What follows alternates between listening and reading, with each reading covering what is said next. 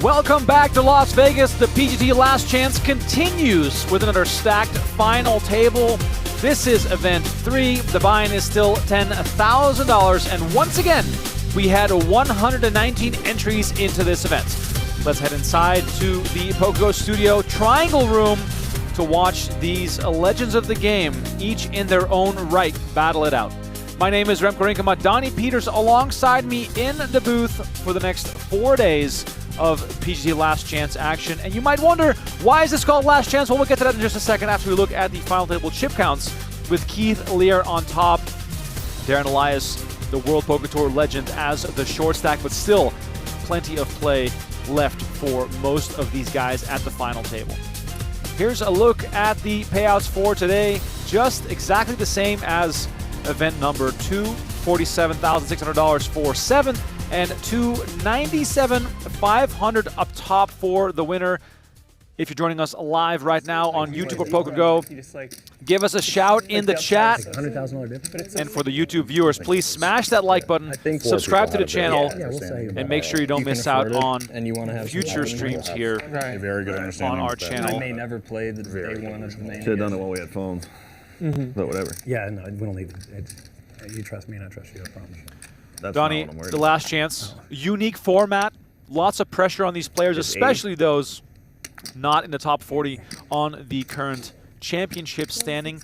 Give the viewers some context as to what is going on here today. Yeah, the only player at this table in the top 40 currently is Sam Soverel. He's sitting at, I think, 33rd place, so he's going to add some points and solidify his position going into the PGT Championship. And then everyone else is really chasing the dream seats that are up for grabs for the top 3 players on the series leaderboard. David Chen, we saw him come in 3rd place the other day in event number 2. He's currently sitting in 3rd place on the series leaderboard. So he would, if it ended right now, he would get one of those 3 dream seats. But of course, he's going to get a bunch more points here, depending on how he does, and he'll be able to ladder up a little bit more and, you know, really look good in terms of qualifying for the $1 million championship. Dylan Linde is one of those players. He's in 102nd on the PGT leaderboard, so I guess if he rips off like a few wins here to close out this PGT Last Chance series, then he can get into the top 40. But also somebody who's, you know, probably going to be vying for the series leaderboard as well. Sam Soverel, a legend of the studio, one of the best to ever do it here. Has had so much success already in this room. I don't know anybody anymore. Picks up the first pot here of the day. That's how you know you made it. You can follow along with the PGT on PGT.com. Leaderboard standings are available there. Having Alzheimer's is all strange pussy. You just said that out loud. Sam Soverel, ladies and gentlemen, he's in the house. Also, live reporting available. That's a new one. I told him after he got on probation, I gave him, I said, Bobby, fingers. Came the next day, I don't have any fingers. Like this. It's like it's hot in here. I have a feeling the Keith Lehr Sam Soverel combo might drive some interesting conversation. Oh, yes. Much love to the chat here. Jason, Russell, Trey in the house already from the get-go. Love to see it. 160. PVTG Larson, thank you for tuning in. Huddle Heroes, Maxwell, Martin, everyone, thanks for chiming in.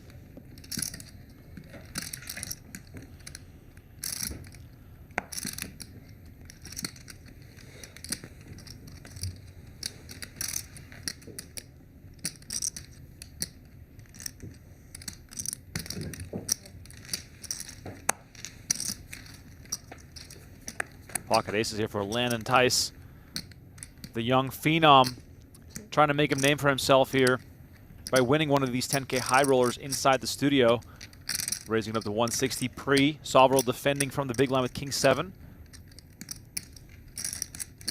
Are Landon Tice and Tim Duckworth coordinating on outfits? I think so. Very similar shirts today. Gotta say, I love the hair. Donnie Tice and Becker were part of much conversation during the summer. How do you look back on on that, I guess, wager, or I don't know, sort of a After battle of after two Sam styles, if you will. So 2 days ago. Yeah, I mean, I feel like it kind of fell flat at the end of the day. A lot of hype, Although, not a lot of results at the end of it all. You know, I we were mean, trapping with that blind. few and versus far blind between one. for these 88, guys right? to No, I make some had, big results. I But had a call. I was not trapping. Yeah, I mean that's what I mean. I had to, raise or fold. I in a know minute. you had a shenanigan versus a limp. but, Exactly. So like I mean, it might have. Good luck. might You have would have. performed. It did in that moment. Wasn't sure which I was going to go with, but there I Right. But pretty then much had one option. the decision got taken away.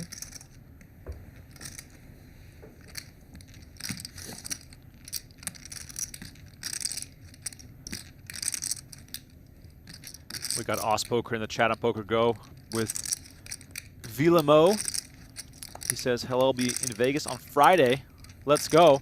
A little bit too late for the PGT Last Chance, but the championship awaits the top 40 as well as the 3 top points earners of this Last Chance series. I was like pretty sure. Live reporting for it event number 4, has to be 160. kicking it Oh, off God. Oh, God. right about now. Something went horribly, PGT.com. horribly wrong. / Did it again. live-reporting. We're attacking the Follow no-fly zone. No, I meant I didn't put the chips in the pot 4. You got to stand up for them. Yeah. The legend Donnie David Chen I feel like when back the in the table was mix, bigger, and she, like, from cut the out get-go, in the middle.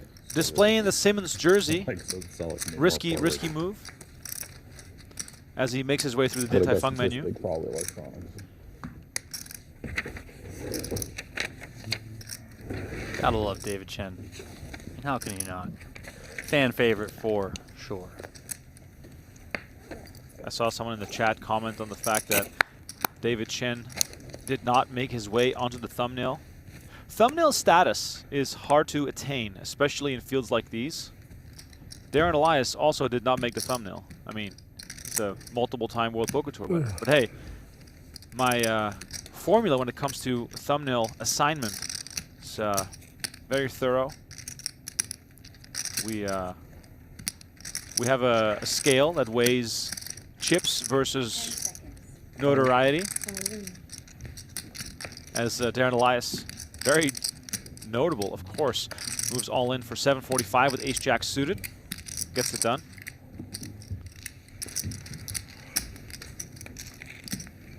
All jokes aside, Donnie, this is about as stacked of a table as you can find. Yeah, all these final tables have been good so far. This one, of course, very good as well.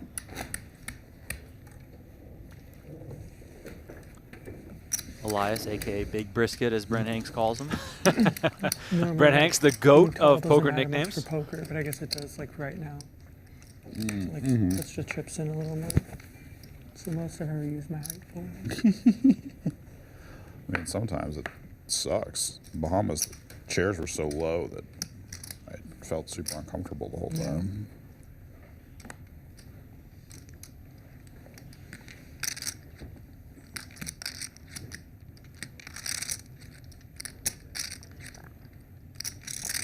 Ace-4 off for Chen, who at the previous final table was extremely card dead, but made his way to three-handed play.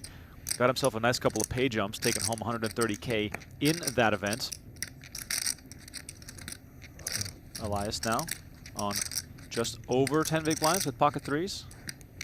Decides to give these up. Interesting dynamic potentially developing here, Donnie, with Soverel and Lehr, the 2 big stacks sitting side by side. Yeah, I mean, I think Lehr is going to be a little bit more apt to go after it, just knowing his style over the years.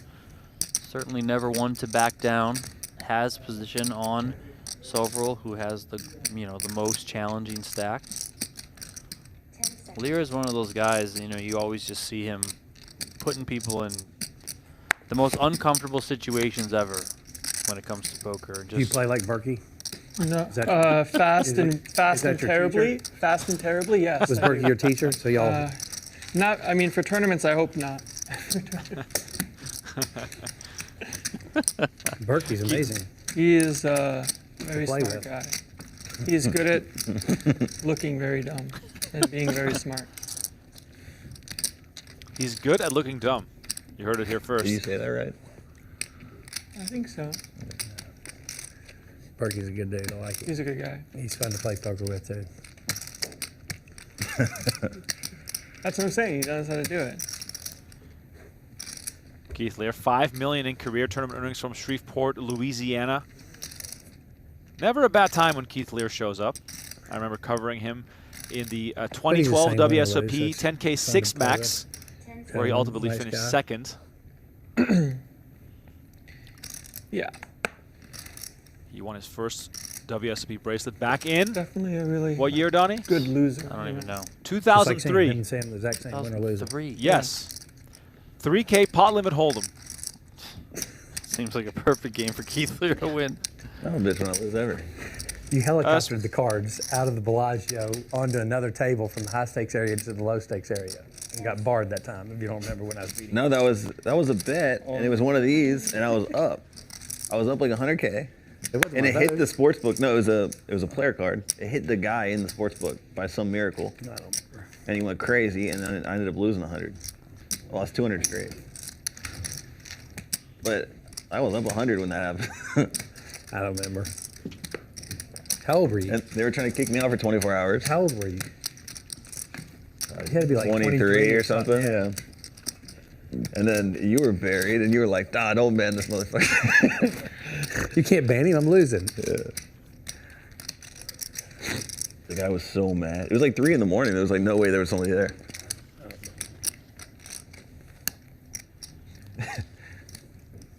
He got hit by a card, and there was no one visible in any direction.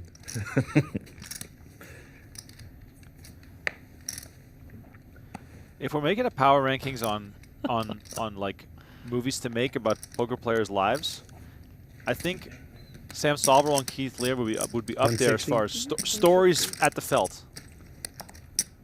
Yeah, for sure. I mean, Keith Lehr, just given how long he's been in the game, he's probably seen some wild stuff. 10 seconds. 400.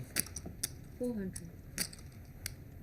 Lehr with a raise here, 160 with the ace queen, and Wilson fights back, 3-bet with the king jack off.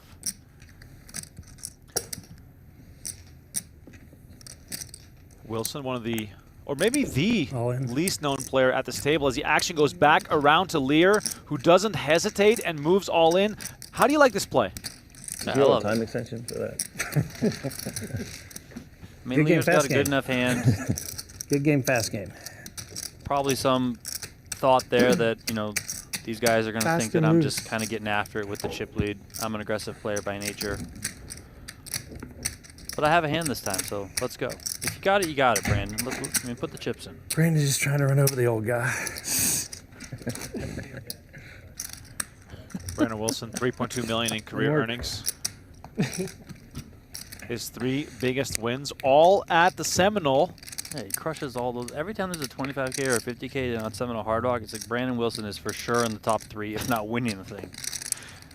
Don't see him a whole ton on tour, but every time you do, he's making a splash. We have any gum anywhere? Be great. Thank you very much. Who's commentating? Me. Me. Hopefully, Berkey. Oh, Where you that'd learn be something. I think Donnie and Remko. 10 seconds. Yeah, no special messages, Soverel. Not this time. I was just hoping for Only. someone to critique us, Donnie.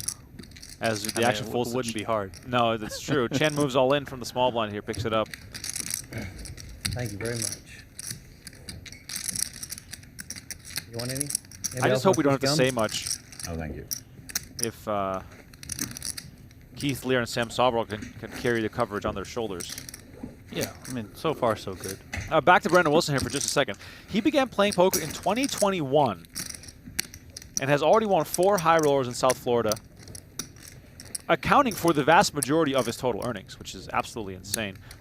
This doesn't really happen all that much anymore, Donnie. That a person is new on the scene and then goes on such a dominating run in short order. Yeah, I mean, it's refreshing.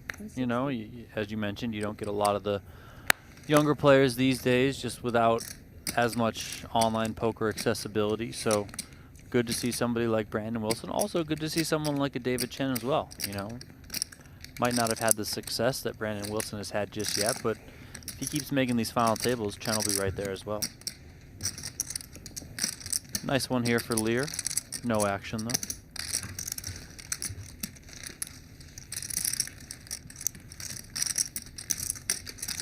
You mentioned Lehr's bracelets. You know he lost them, or they were stolen? Wow, I didn't know that. Yeah, I believe somebody that was staying with him cleaned out his house, and I think he's currently in the process of trying to get them like remade No so way. he can have them. That's wild. That's what you get for being a nice guy. You know, you open your home up and then the guy just robs you. What's up with that?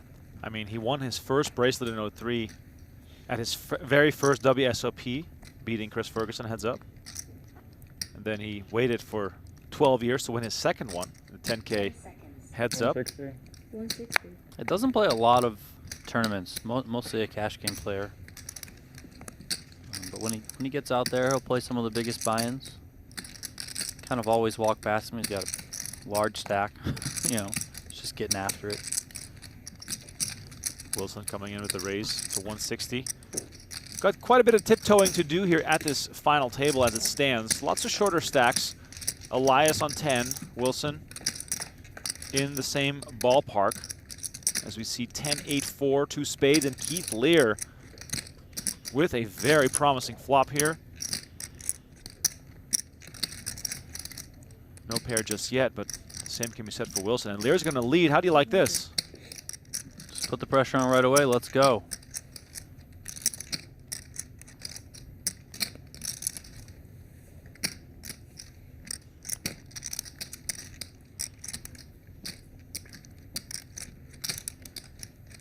I mean, Lehr had options. He could have probably taken a check raise approach. Certainly can check call, of course. I'm guessing if he comes out the lead here, he just, 1, wants to put the pressure on, 2, doesn't want to just allow his opponent to check back with, you know, a couple of high cards in his hand, stuff like that. So I don't think Lehr really minds whatever response Wilson comes with. Look at Lear's right hand. He's almost holding those chips as if he were to slam them into the pot if Wilson makes any sort of move. Wilson must also know who he's up against. Keith Lehr does not mess around. I feel like Lear's about to tell him, hurry up, let's get this show on the road. Keith Lehr gets it done. Sam Soverel disposing of his cards. They need to, so they've been playing a game out in the main room that they need to bring to these final tables. Pod Limit Omaha. Kind of. So what they've been doing is after, like, let's say that situation right there, then Lehr or Wilson would basically push his cards to Lehr, and they turn all 4 over. Pod Limit Omaha. Like, randomly. Exactly. And so then all the table has to basically figure out what each person had. Sometimes it's very easy. Sometimes it can get a little bit tricky, you know. So, but it's just kind of interesting. I think the reason why I said Pod Limit Omaha, this happened at our final table, I want to say, on Saturday, where, was it Shannon Shore who did that? They Chen, I think. Chen, yes. Yeah.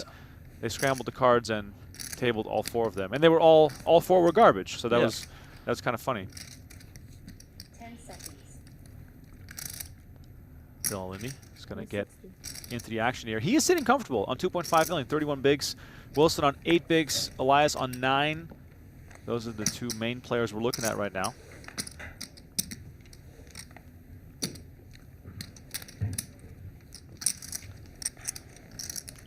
Action over to Wilson, who finds an ace-9. 10 seconds.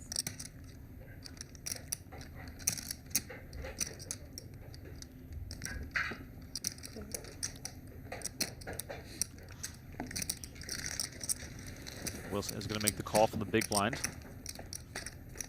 taking us to the flop.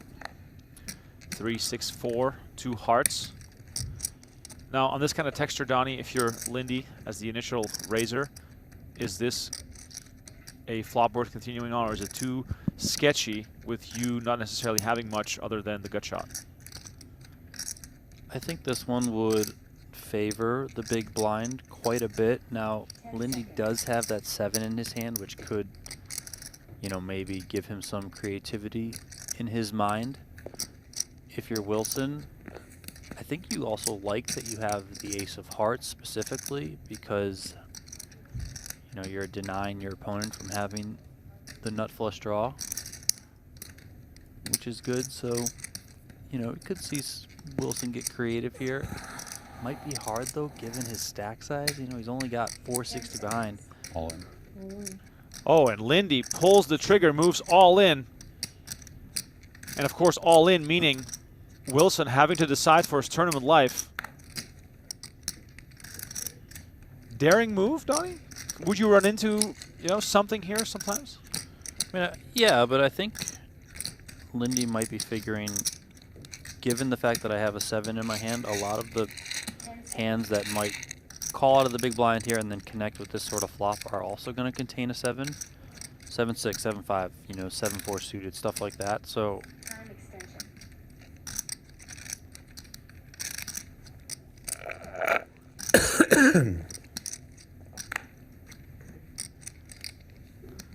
Wilson does give it up, and he's tried to get involved a couple times. Hasn't worked out for him. Now Wilson is the short stack, and I guess a little breathing room over there for Darren Elias. That's just this end, right?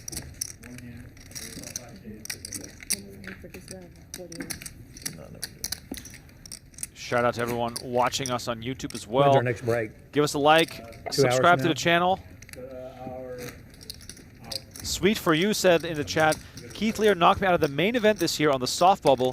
Told me he's not much of a tournament player despite his resume. Says he makes his money playing the big PLO games.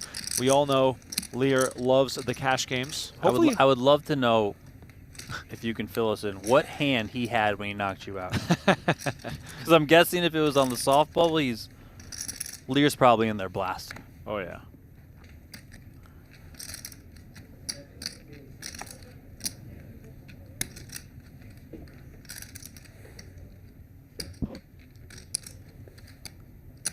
So we on break now? Or? No. Oh. We're just calling off the blues. Soverel going to get in there with 9-7 of diamonds out of the cutoff seat.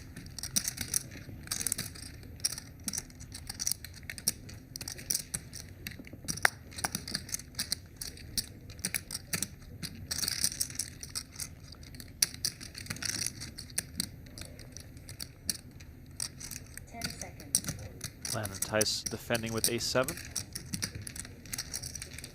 Once again, for next player eliminated gets $47,600, almost $300K up top. So we got quite a bit of aggressive pay jumping to get through here today. King, Queen, 10 rainbow on the flop. Percentage-wise, Tice comfortable, but let's see what Soverel comes with. All big cards here, so as the pre-flop raiser, just one he's going to want to fire at. Gets it done, nice and easy. There you go, Sam. You can buy them up. What was it, 275 or something? 50. Richard asking in the chat, is this the dude in the Ben Simmons jersey? Yes, it is. David Chen repping Ben Simmons.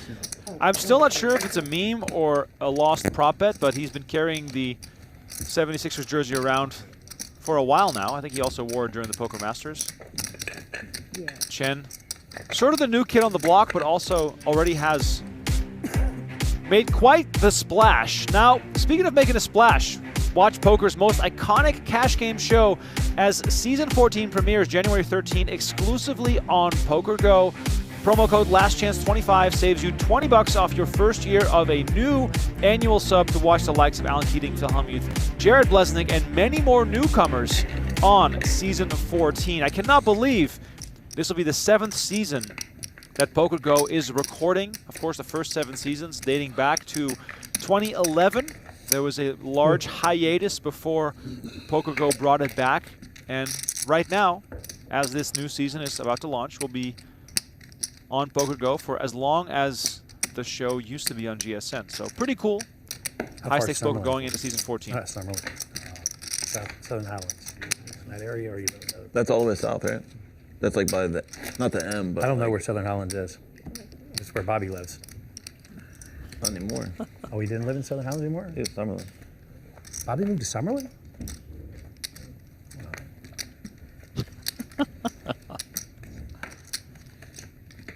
Both are like 16 minutes.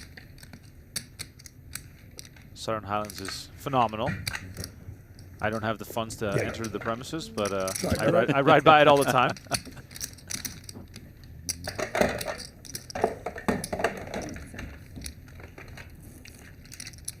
Vegas living, highly underrated.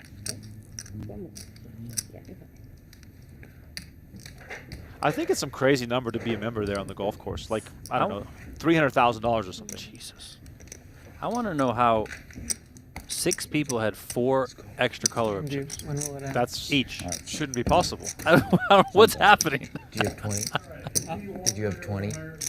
Normally it's like 1, 2, Right. maybe one person has 4. No, 22. 6 people had 4. What? She's stealing out the whole deck. It's anyone's game.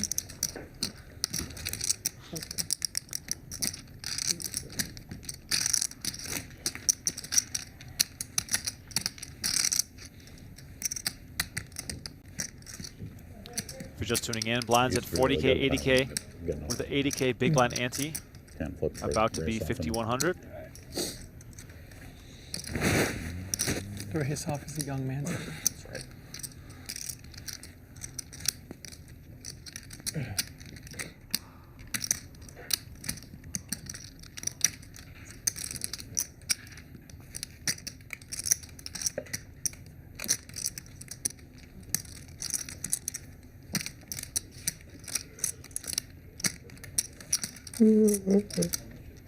Oh,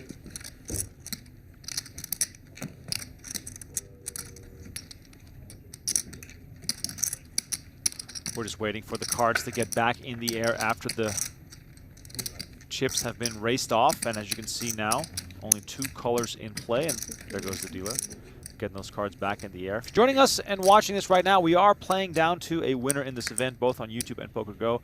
So appreciate you all for tuning in. This event, of course, all in lead up to the upcoming PGT Championship. It'll be a 2-day event, January 10 and 11, only on PokerGo. Make sure you don't miss that, as the top 40 players of the year will battle for the $1 million prize pool. May or may not be one more or less as far as the 40-player field goes, as the top 3 from this field will qualify even if they are outside the top 40. And then there's the Dream Seat Invitational, Donnie. Oh yeah. Can I still get in? That. Do I still get in? Can I get in? I don't think so. Can anyone get in? Never in my life. No, I mean These- if you play these events, Right. We on today? Are we on? We already know what's going to happen here. Okay, yeah. I mean, this is foregone conclusion. No chance in the history of the world of anything that you can repeat anything. So, yeah. Repeat. Sure. Good luck. sounds like that was a It's an Gina all Reams bullet daily last cameo into the All into bullet the last studio. Yeah.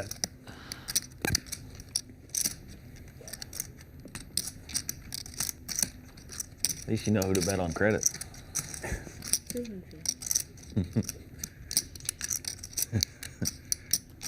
Keith Lehr is in there with the raise. Brandon Wilson, 4 1/4 big blinds here. Says no thank you with the ace-5.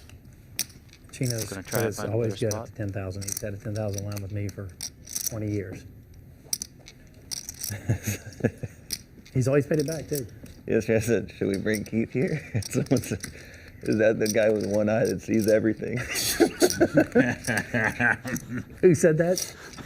I'm not gonna say. That's fine. No, it's fine. I like it. Bing, Bing. Yeah, that's good. Yeah, obviously you like it. You know Bing, right? I'm not Nick. sure. Nick. Okay. Keith Lehr lost one of his eyes in a BB You know, gun accident like a when he hawk. was 8 years old. Yeah. He's had a glass eye ever since. To provide some context for those unaware, You're right. You're right. the man with one eye who sees everything. One of the long tails was that Doyle Brunson had a bounty on Keith Lear's eye for Really? the longest time. Yeah. Well, there's also a story of That's back in pretty- 05. I've heard of this. He was playing a tournament in Mississippi. I'm gonna have to There give was him a good guy who tip was for really that one. annoying him, so Keith decided to mess with him, and he moved all in, took his eye out, and put it in the pot with my chips, and he said, "I'm all in." How do you call a guy who puts his eye in the pot? I mean, Good luck with that. in the land of the blind, the one-eyed man is king. Is that what they say? Good Lord. See? I love these lineups. This is just great.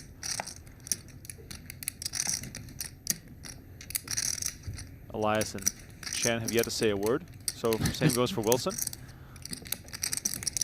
All business, Donnie, events like this. Yeah. And I guess in a way, it's a shame we don't get to watch more day one action from these events, because whenever you're in the room, it's constant chatter between all these guys. Oh, yeah. I mean, it's just great stuff. The other day, John Hennigan was asking to put like some random ass college basketball, like Iowa or something. He's got a bet on like some Iowa game. Right. Like it's just, you know, just like stuff like that. He's like, I need that game on. That's so funny. The other day, I overheard a conversation at a table. I can't recall who it was, but the conversation was about: would you rather never have dessert again, or never be allowed to eat French fries again? That's tough. What would you pick? Never have dessert. I don't need the French fries. Really? What's your dessert vice? Cheesecake. Oh my God, cheesecake. All right, we'll interrupt this conversation for Brandon Wilson making a 400K with Ace King, signaling to the rest of the room that he is not going anywhere, obviously, with one of the strongest hands in the game. I saw somebody order crab legs the other day out there. Crab legs? I didn't even know that was an option. That's phenomenal.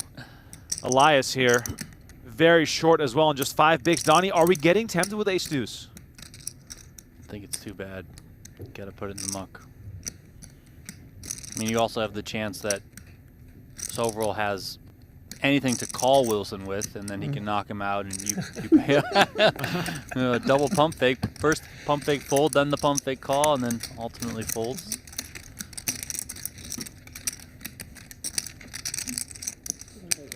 All right, so back to the important conversation. Never French fries or never dessert. Chime in, chat. Curious to hear your thoughts.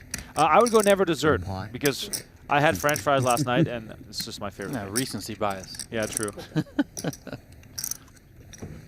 I had ice cream the other day. Oh, I love ice cream. Because over by us, sorry not sorry. Oh, dude, that place is ridiculous. But it was their 1-year anniversary, so they were doing a buy one get one free. Oh my God, I'm glad I missed that. Yeah, well, I missed it too, but my wife took the kids, and then there was one of the get one frees left over, so I was like, give me that ice cream. Oh my God, I mean seriously, that place, sorry not sorry, no free ads, but seriously, that's phenomenal. Yeah, very good. Nice looking hand here. A couple of queens for Mr. Linde. 225 is the raise. Donnie, the weight of these blinds at antes, just so significant when you go from 4080 to 5100, and in the next half an hour we go up to the vaunted 75 150. Yeah. So it's like a power hour. I mean, it's great. Let's go. All right. Keith Lear's got a queen 9 suited. Probably going to be coming along at least with this one. See if he has any other ideas though. 10 seconds.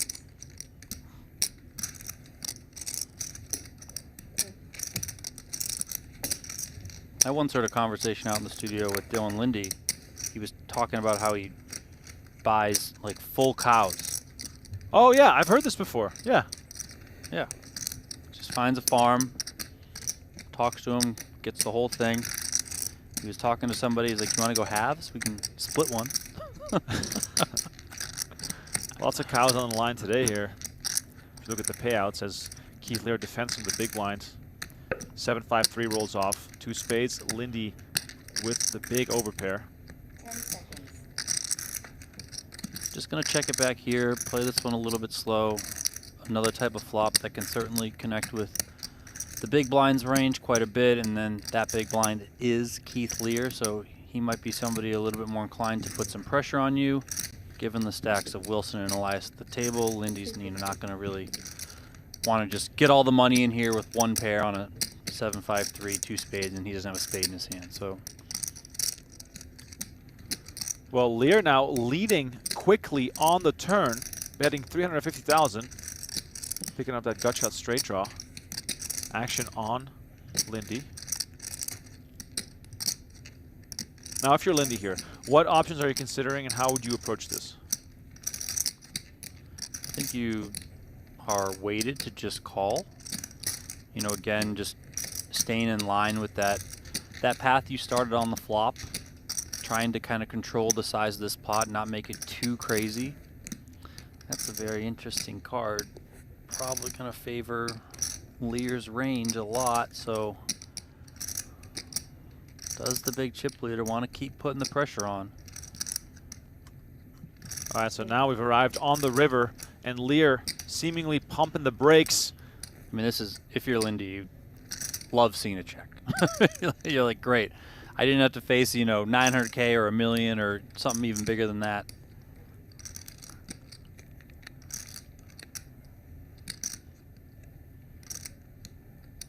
Check. 10 seconds. You got it. Action goes check, check, and Lehr has to show down the queen nine. Linde not taking any chances here, Donnie. Are you surprised to see him check back? No, I think that's just fine at this stage of the tournament. Again, you have two very short stacks, Wilson and Elias there, that you have to be worried. Maybe at a different juncture of the tournament, Linde takes a different line there on the river, tries to get some thinner value, but here I think it's just one of those knuckle it back, hope to collect the chips and move on. He's in a really good spot, you know, even with that pot, not getting any additional chips on the river. He's up over $3.5 million. He's into second place now, ahead of Sam Soverel, so no need to really put yourself at risk there any more than you needed to.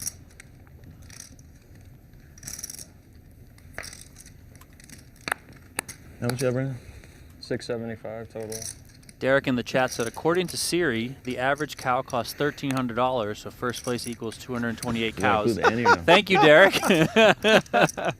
We need a cow conversion for each payout. So 575 total. No. 10 seconds. I said 675 to start. Yeah, 575, including the big blind. Yeah. He has 475 left. It's Yeah. It's a meeting of the minds. Yep. all in. Action over to Lehr, and he's just going to go all in, and quick fold from Wilson.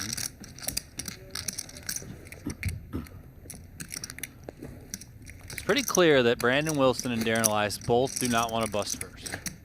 I mean, So getting that pay ladder definitely important. How are we looking points-wise? To who do these points mean the most? probably, wait, just the first points here? Or? Well, just in general, like who has the most to gain or lose? Probably David Chen, because he's currently third on the leaderboard, the series leaderboard, that is. So if he's able to just ladder up a few more spots, he really does become a favorite to get one of those dream seats and then get into the championship. I would say second to that, Dylan Linde, who's 102nd on the leaderboard overall.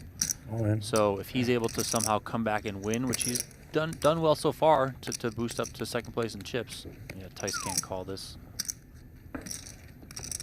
Anyway, what are you gonna do? Berkey would call. Berkey would probably call, but Berkey's got, Berkey's one of the, he's kind of like in the Negreanu, I'm gonna play to win, I don't care about ICM. I mean, Matt Berkey has a super high rollable final table under his belt. Yeah. You have like 1.1 land. Yeah. 5 big blinds for Darren Elias, 4 1/4 big blinds pain. for It's Brandon bad Wilson. So In cash games, there's no pain. 11 bigs, we love it.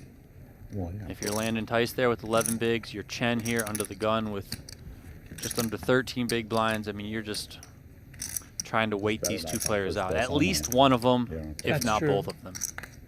I'm not that sick yet. You know? And Lehr is just in a dream spot. He's just going to start opening things up.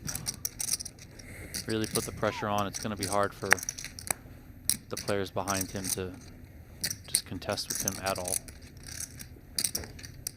No one finds anything here. Suited, curious if Linde wants to play this.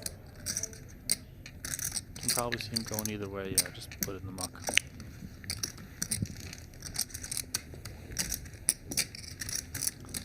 Would have been easier if Brandon went all in. Shouldn't have been wrong, right? The break thing. Man. 3.5 bigs is a lot. Wait, after this one? Yeah. Yeah.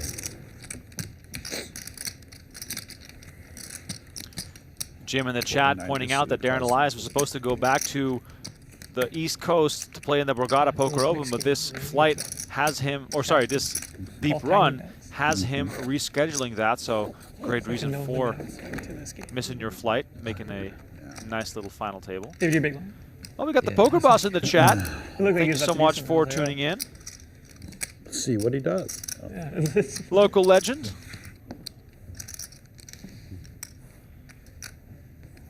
Going back to our discussion about desserts versus French fries. 250. He's chiming in saying you can still have all other forms of potato, just no French fries versus the entire gamut of desserts. I think Donnie's right here. I guess if you put it that way. That's what I'm saying. Now, if it's all potato products versus all desserts, might become a bit trickier. I love some potatoes, man. What's your favorite vehicle when it comes to potatoes? What does that mean? Like the favored way in which it is served? Tater tots, mashed. If you're like 900? I'm kind of all over the A place. million? Probably go Did you through see it? stints. Currently, right now. I think you're a hash We'll browns find out guy. at the same time. No, then. currently, right now, sweet potatoes. Yep. Nice. Slice them up Can I take about 1/2 to 3/4 of an inch thick. Yep. Lay them out on a pan. Brush some butter on them. And sprinkle some cinnamon on top. Oh, wow. So it's kind of like a dessert. It's like a you know, dessert. You know, Yeah, it's a dessert. a little bit sweet, but I like that. My favorite is extra crispy tater tots with sour cream and chives. that sounds incredible. Oh, man. 200. Let me guess. Keith Lehr raised. He did. He did. 10-8 of hearts. Perfect raising hand. Look at just the ICM jail cell that Landon Tice is in. Ace-Jack suited into the muck there. Without hesitation. I mean, Keith Lehr, Donnie, properly picking up on the fact that nobody can give him any resistance until these two short stacks are gone. Yeah, of course. I mean, what are people going to do?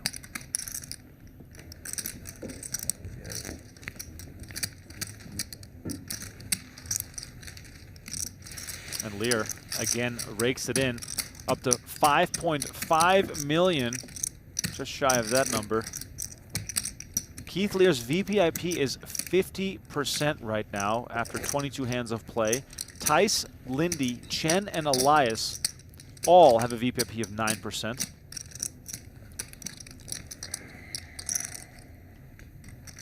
Incredible dominance here so far from Lehr.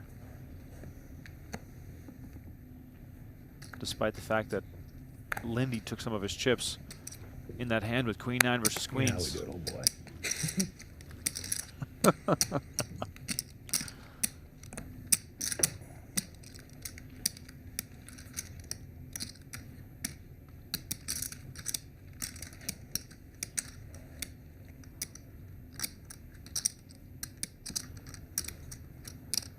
Action falls to Chen, who has a bit of a ugly spot here, Donnie, with Elias on his direct left.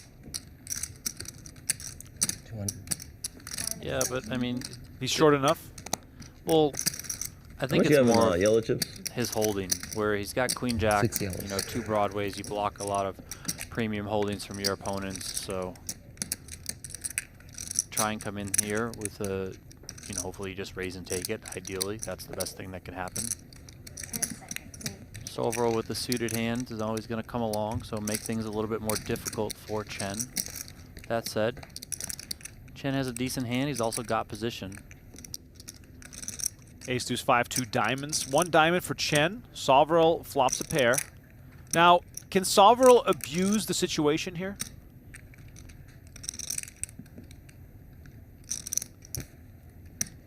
Yeah, but Chen's going to have a lot of aces in his range too, so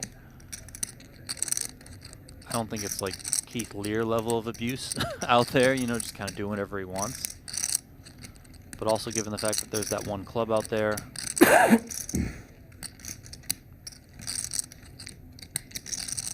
seconds.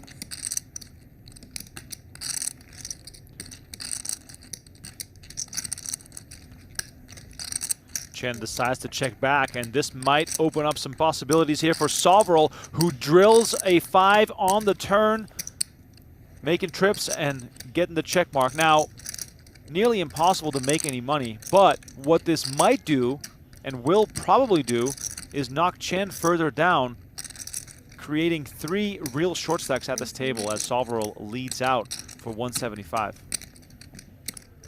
Yeah, really not much Chen can do here, faced with this lead. I know the bet appears small, you know, fewer than 2 big blinds is what Soverel is wagering, but when you factor in, as you mentioned, Remko, Chen's position, he's got 825 back, not the deepest, just over 8 big blinds left, but he's ahead of Elias and ahead of Wilson fairly comfortably. So just going to have to give this one up. Again, hope to outlast one, if not both of these other 2 players, and unfortunately things didn't work out for him there. Just kind of a bad flop, wasn't able to continue, and you know, Soverel picks up that 3rd 5 on the turn, and that's that.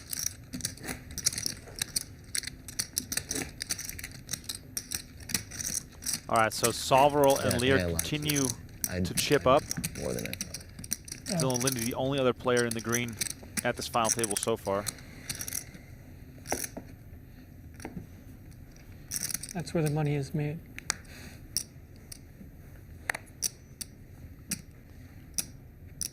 Same thing happened yesterday. I lied to Darren and then I lost. You lied.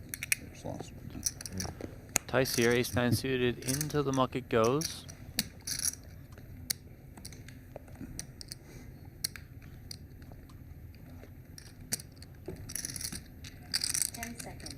Interesting spot here for Linde. You know, he is healthy on chips, yes, almost 33 big blinds. He's got a good hand, king-jack suited, but just needs to be aware that he is raising into Keith Lehr as the chip leader, so of note.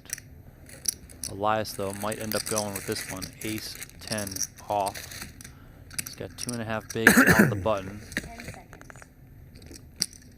I don't think he can really wait around much longer, so in it goes. All right, so Elias is gonna get into a showdown here. The question is, who will it be against as Soverel finds ace-10 offsuit? Might see some multi-way action here, even though calling might not look that appealing. Well, if he calls, I don't think Linde can reopen the action, right? Correct. So probably in the mind, of course, of Soverel, but then also, you know, what is... Let's say he calls and Lehr just decides to go all in. Just That's a lot of dead money out there, you know, like Lehr doesn't necessarily care if these short stacks kind of hang around as short stacks, so it's an interesting spot for Soverel. Soverel probably also has to consider that, yeah, maybe I think, okay, I have an ace and I block. Oh, and here we go. I mean, it could happen. It could really happen. Keith Lehr is capable. Does that reopen the action?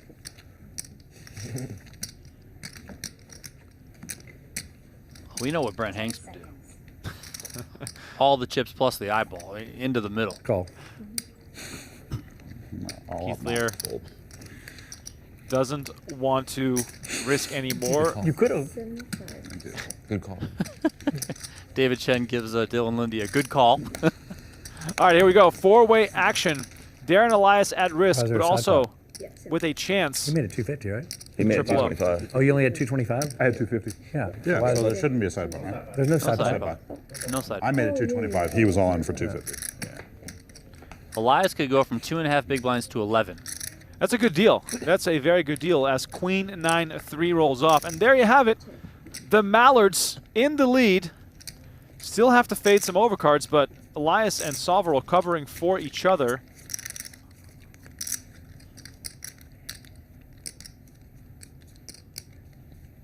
Does it make any sense for anyone to bet here, Donnie? It really doesn't.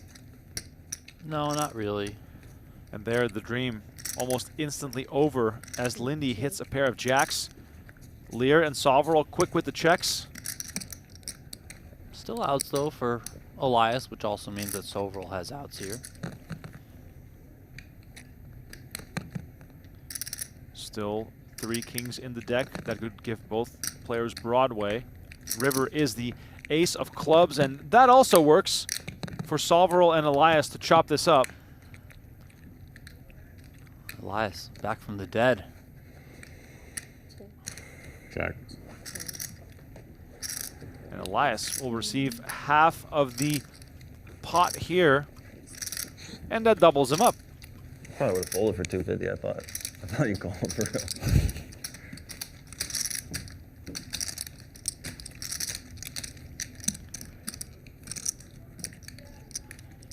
It's funny you double up through a chop. It doesn't happen all that often.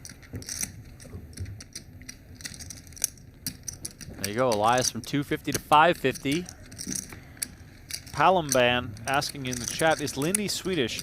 You're thinking of Per Linde. Dylan Linde, good old American kid from Coeur d'Alene, Idaho. I'm a Luxac on the online streets.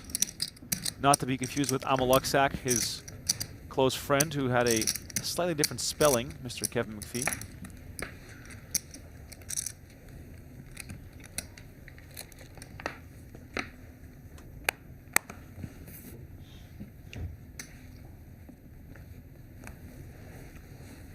All right, still 7-handed. If you're enjoying the content, please smash like on our YouTube feed. Subscribe to the channel as we have daily live streams today through Thursday.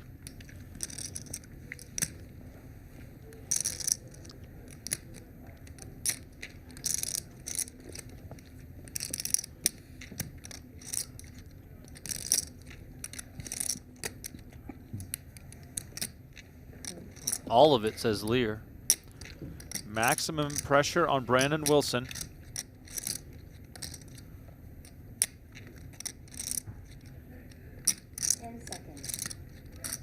Haven't seen his cards yet. And here they come. 4 deuce suited. That is not what you want when you're all in. Or put to the test, I should say.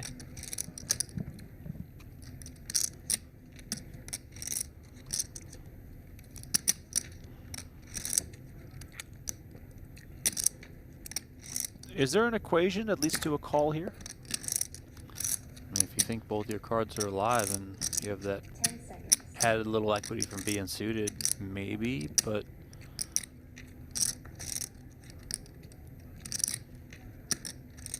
Time extension.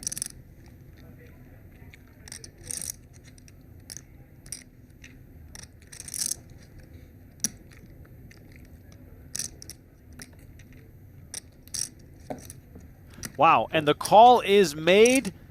May your cards be live and your pots be monsters. Shout out Mike Sexton. Brandon Wilson pulls the trigger, and he's at risk. 60-30. Big fucking hands. I don't want to lose it. Waiting all day for those.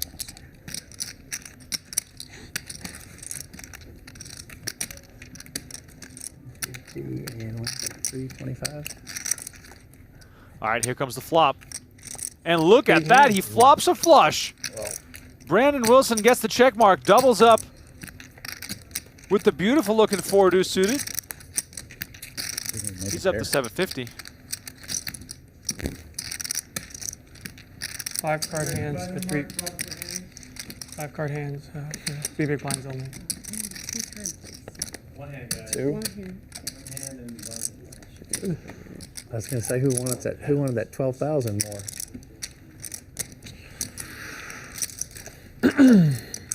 Not Darren, dude. He rifled that shit. Looks like he didn't give a shit.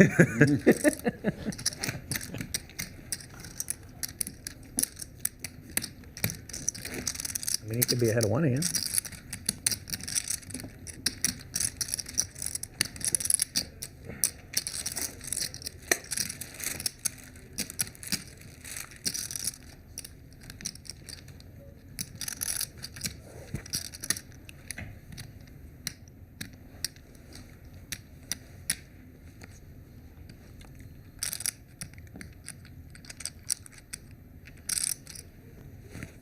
Linde with the queen jack of clubs. He's gonna put in 200K.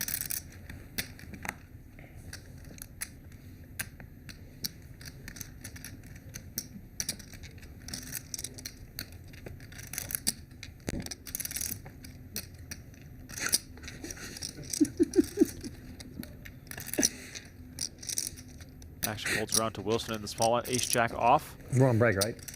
No, we're not. 31 minutes. Next level, Chen. 10 seconds.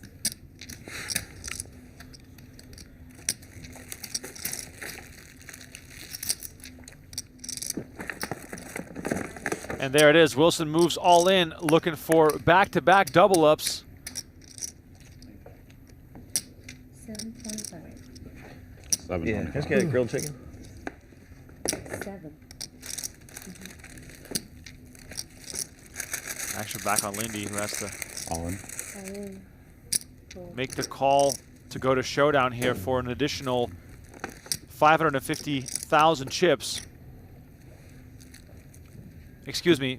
Of course, Wilson in the small blind. It's only 475 additional, so 1.7 million in the middle here as Wilson goes for back-to-back double ups with the superior jack. They gave you fried instead of grilled? No, thank you.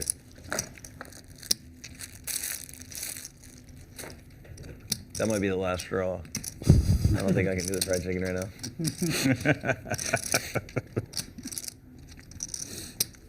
All right, let's see if Wilson can survive 2 all-ins in a row. This time he is the big favorite. 9-7-4, 2 hearts. Linde looking for a queen and a queen only, or backdoor straight cards.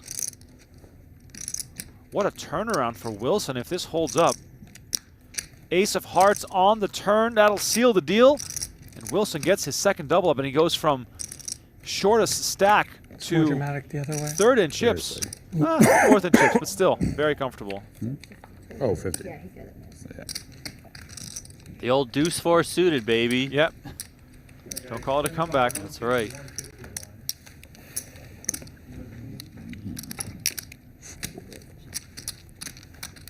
That's it.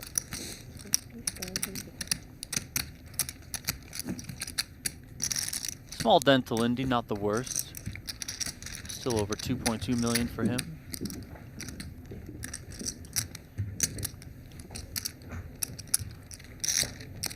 Making things interesting for Landon Tice and David Chen.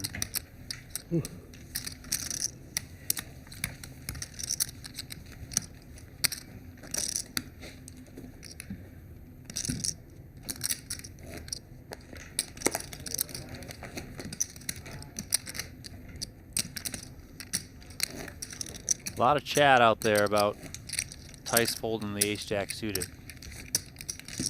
I mean, he's just he's ICMing it up, guys. That's what he's doing. He's trying to ladder up. He's a math guy.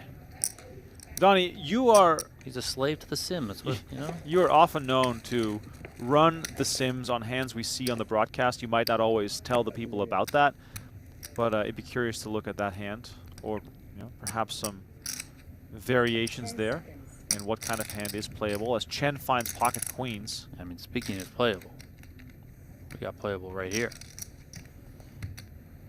Time extension. Chen moves all but all in.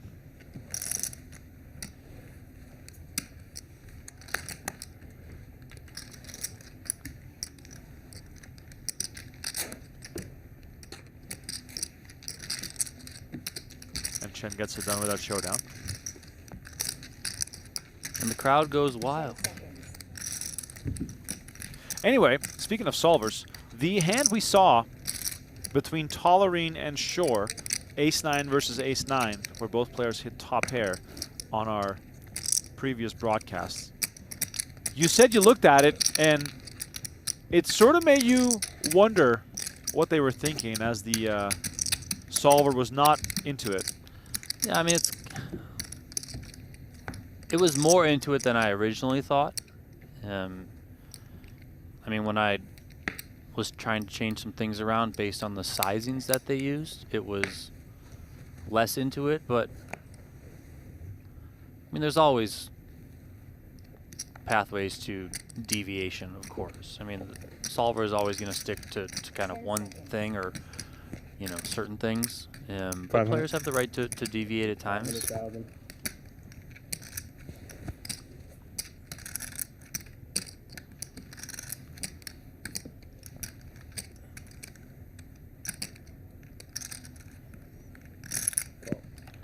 Ace-10 versus ace-10 here developing as Elias put 500K in the middle with just 50K behind. Lehr made the call, and it looks as though we're going to go heads up to the flop here with very little left to play.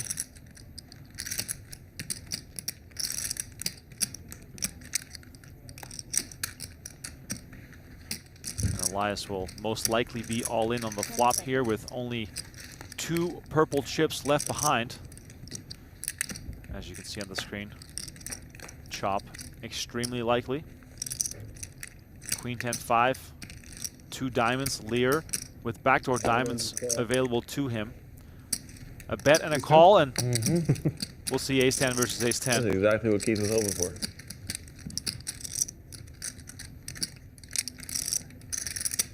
No. I was hoping for ace-9. You bet.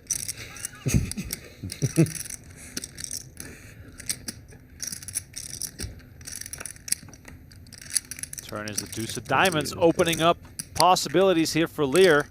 That was what I was hoping for. 20% to win this one and send Elias to the rail. Like a red card. Letting Baccarat sweat it. Yeah, can we give him the card face down, sir? Yeah, can we do it one time? Face down? Can you breathe? I'm good. All right, river card to 7 of clubs. Elias survives. Darren's nuts look like one of these blueberries right now. Can you breathe, he says.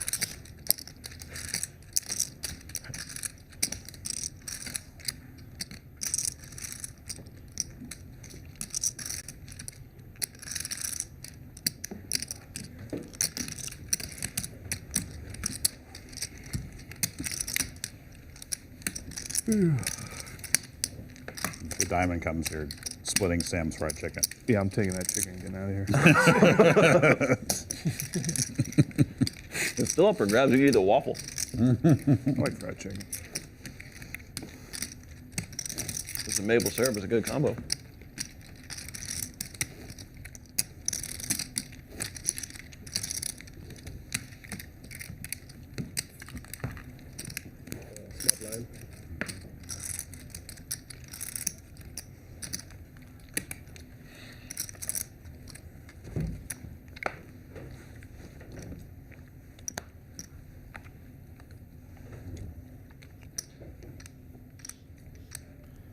King Queen off for Soverel, who is enjoying some fried chicken and maple syrup. Is that what he said? Or was it waffles? He's having some kind of breakfast.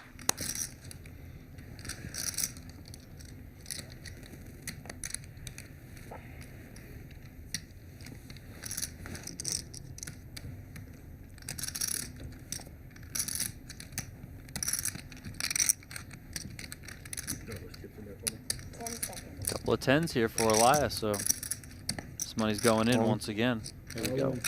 Elias all in for 600K. Soverel obviously going to make the call here. We got a coin flip for what could be our first elimination of the night.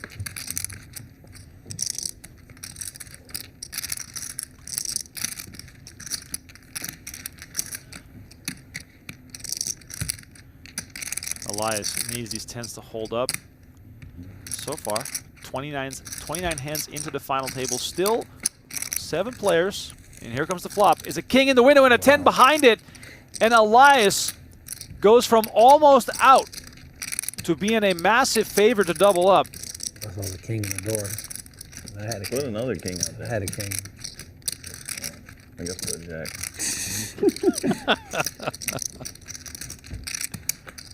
Turn card. The 3 of diamonds. Soverel looking for a jack and a jack only to make Broadway, or else Elias will double up to 1.4 million. It's the queen of spades, despite making a second pair. Soverel on the losing end of this one, and Elias doubles up. Donnie, is everyone going to get a chance to double up? Sounds like it, or seems like it. 5 big.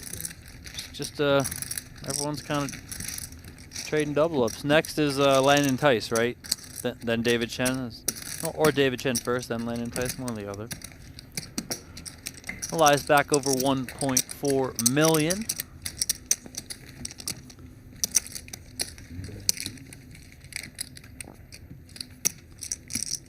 Chen and Tice, the short stack. A couple more free hands in favor of Chen as he's on the button.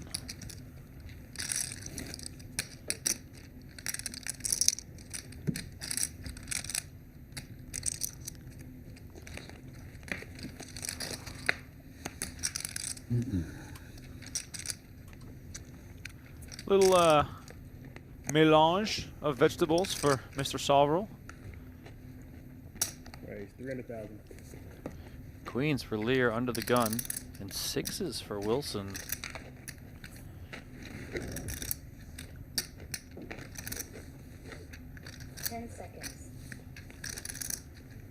Now, Wilson all of a sudden in the position that Landon Tice found himself in just a few hands ago. As far as the ICM implications, both Tice and Chen very short, down to 5 big blinds, give or take a few thousand. And if you're Wilson here, you just have to fold, right, Donnie? There's like no real argument for coming along here. Yeah, I mean, the argument for coming along, if he does come along, I would say is to take an approach of call. I agree with folding here. I know Lehr can be opening it up wider, but you know, are you really going to try and set mine off 11 big blinds at the final table here, you know, facing it under the gun raise? I don't think so. So into the muck it goes. Over to Soverel. I mean, the incentive for people to play hands, unless you're the short stack, is greatly reduced by the presence of said short stacks.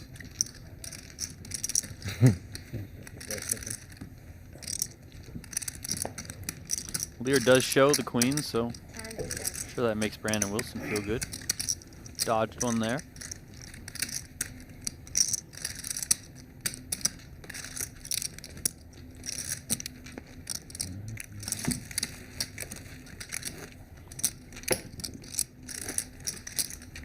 I mean, the people are just all over Tice for that ace-jack to hold. I mean, it's just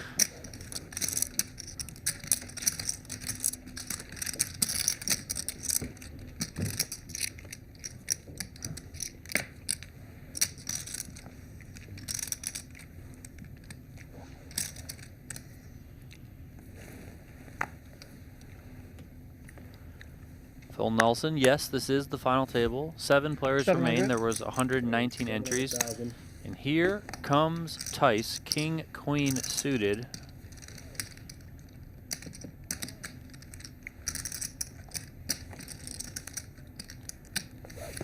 Tice needs to make something happen for himself here, as it's seemingly impossible to get anyone to depart this final table. King queen suited is better than ace jack suited, right? I'm trolling people, I'm trolling.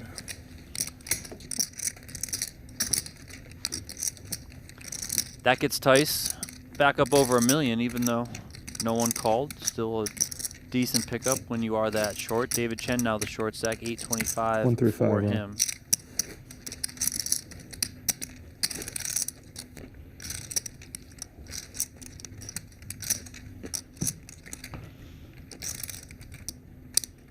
Chips have been moving back and forth. Keith Lehr, the only one seemingly untouched by all this drama. Him and Wilson, the only players up since the start of play.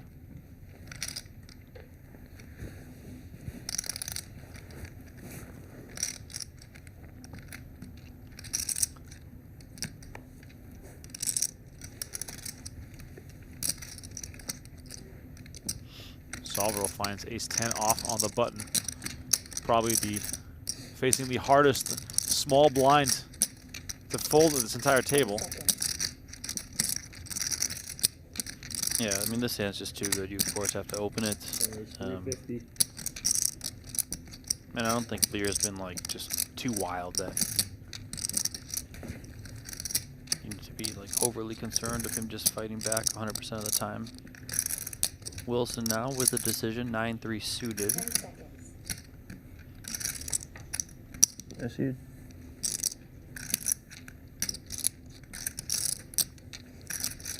Time extension. He's out of there.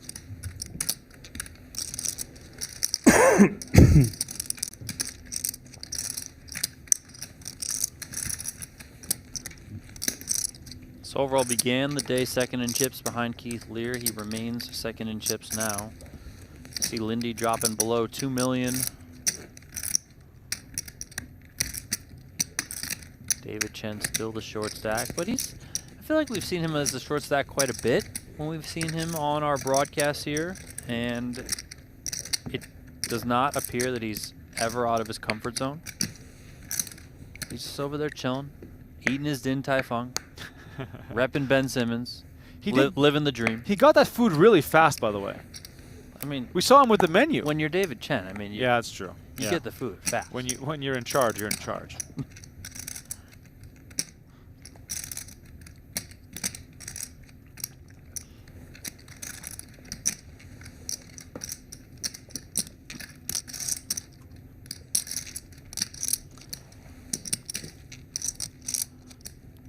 Queen 4 suited here for Lehr on the button. Probably just bombs away. 10 seconds.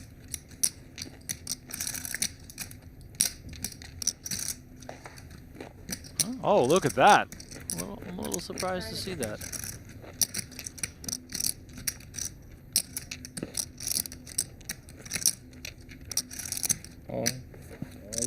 And Wilson is the one to shove with 10-6 suited. First one's good. 10 deuce for Tice in the muck.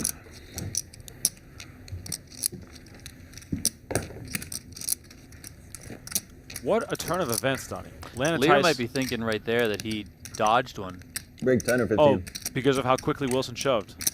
Yeah, he's like, oh, well, he had a hand that he was willing to shove with. Maybe I dodged him not opening the button or maybe jamming the button. But we obviously know that if he opened or jammed or did whatever, Wilson was certainly out of the way, as was Tice.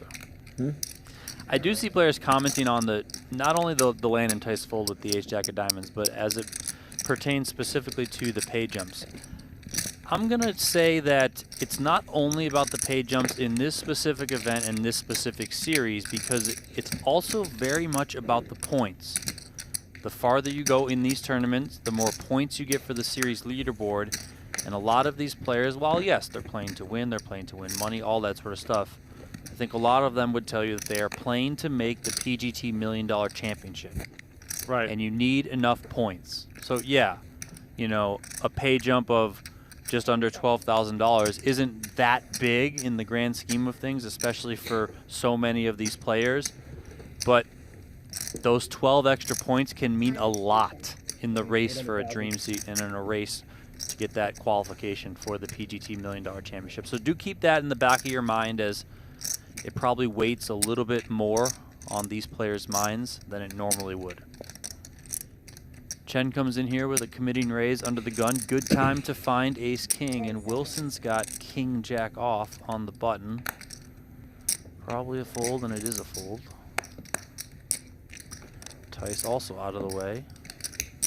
Another king-jack off here for Linde.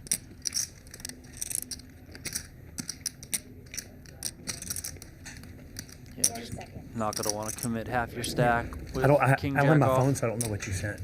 That's 50 so far. Okay, that's fine. Time extension. Nice pickup there for David Chen. Gets up to 1.2 million, pushing Landon Tice down to a clear short stack here. A lot of shifting around at the bottom of the leaderboard. We've seen some double ups from the short stacks. We've seen different players hold that unwanted position as the shortest stack. Right now it's Landon Tice. He is on the button, so some free hands to work with to finally find someone that he wants to go with.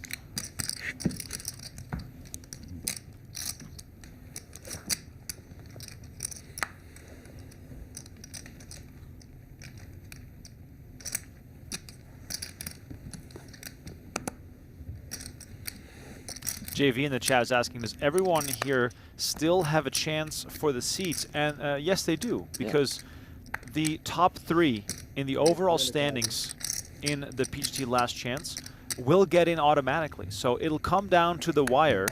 Donnie, do we have any front runners, any people that have cashed multiple times? So it's actually interesting. Nick Schulman and Joe Sirach have both cashed multiple times. Nick Schulman, of course, won the first event, but both of them are already well within the top 40, so you essentially take them out. Shannon Shore winning the second event for the same first place prize as this event here, got 298 points. So he's currently on top of the leaderboard, and because of the size of the tournament that he won and how many points he got for that victory, I think it's going to be pretty hard to knock out Shannon Shore from one of the top 3 spots. That said, there's still a bit of poker to be played. And then you have Chen, who, you know, he's making his second cast here. He's currently 3rd on this series leaderboard, so whatever he adds here will go to the 130 points he got from the third place finish in the second event. So, I mean, it's still pretty much everyone's game. And whoever wins this tournament here, if it's anyone other than Chen, or I'll say Soverel too, they're going to get 298 points. They're going to be right there with Shannon Shore. Yeah. You know, so there's a lot to play for. Soverel is already in the top 40. He's sitting around 32nd or 33rd. So with the points that he's going to be getting here, at least 48 right now, he's probably pretty much locked in, I would say. Sweet for you asking if Brian Kim needs another cash. No, he got his 3rd PGT cash, which does make him eligible now. He has enough points, so he is locked into the championship event. He cashed in that first event of the series. But there are still a handful of players that are within the top 40, but they still need to get to the 3rd cash. Chief among them, Jonathan Tamayo, WSB main event winner. He's out there blasting. He's firing away. He's been going nuts, but he needs a 3rd cash. If he finds that cash, he'll be 6th on the leaderboard, so he'll start with one of the bigger stacks in the PGT $1 Million Championship. But if he doesn't, he's out, and somebody else will get bumped up and in. So a lot on the line for Jonathan Tamayo, who has, you know, just gone over in recent PGT qualifying events. Yes, there is a list of the top 40. You can head on over to pgt.com, pgt.com/leaderboard, or just click the leaderboard menu item at the top. You can scroll through the leaderboard. You can see where everyone is. PGT Commissioner Tim Duckworth keeps that updated on the regular. I would also stay posted to the PokerGO Tour on Twitter and Instagram. We're constantly sharing updates from the series, sharing the leaderboard, where people stand, all that sort of stuff. Very important hand right here. Tice, who's been tight, comes in with a raise. Chen finds ace-jack, so this is a very tough spot for Chen. Did you try to say Landon Tice? Landon Tice, huh? I'll tell you what, he's not landing tight online. I'll tell you that much. Well, Tice putting all but 100K into the middle here as Chen contemplates with ace-jack. Feels pretty close.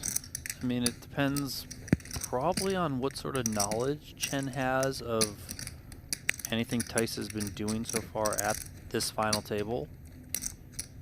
Because I mean, we have seen his cards, so we know he's leaned on the tighter side in a lot of spots. 10 seconds. That seems like a bit of a sort of a, my body wants to go, but my mind hasn't accepted it. Call. He does make the call. I think he feels like whatever I do is probably going to be the wrong decision. Like, it's just... All right, so Tyson Chen heads up to the flop. Not the classic all-in pre. Both players still have a little bit left, but it's unlikely that we're going to see this get checked down. 6, 7, 8. Tice with the quick check, and so does Chen. Turn, deuce of diamonds. Again, check, check. Wow. The river is the king, and Tice checks a third time.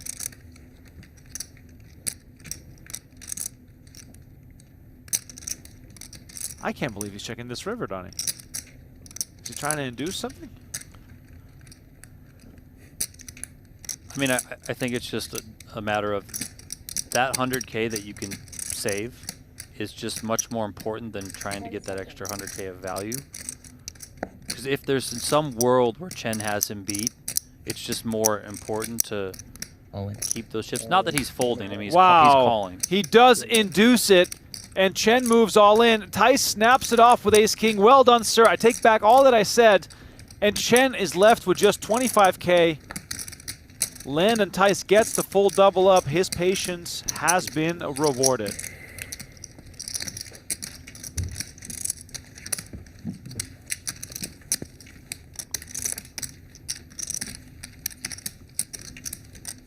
Little shake of the head there from Chen. Might be thinking to himself, why did I do that?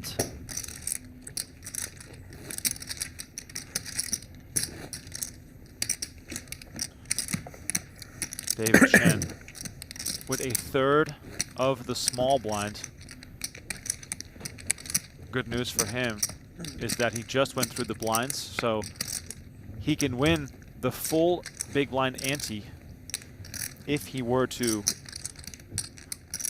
manage to win one at Showdown here. I think Chen is... We played blind supposed to first, not right? bet there. I don't know. I mean, that's just such an interesting spot. I mean, what are you going to get to fold that Tice is even in there with to begin with? Ace Queen, another Ace Jack.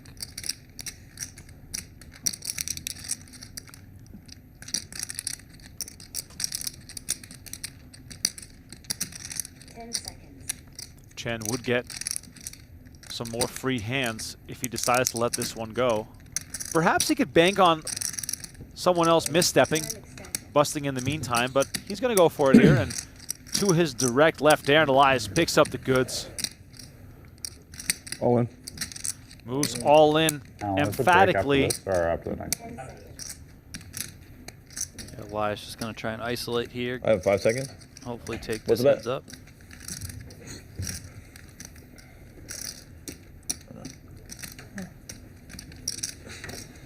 You're out. Out. Fold. Everybody's folding. Fold. Action is folded around, and Chen will go head-to-head with Darren Elias. 26%. That's my chip, yeah. For a chance to win. Yeah. That's I mean, what's a quintuple up, Donnie, if he pulls this off? I mean,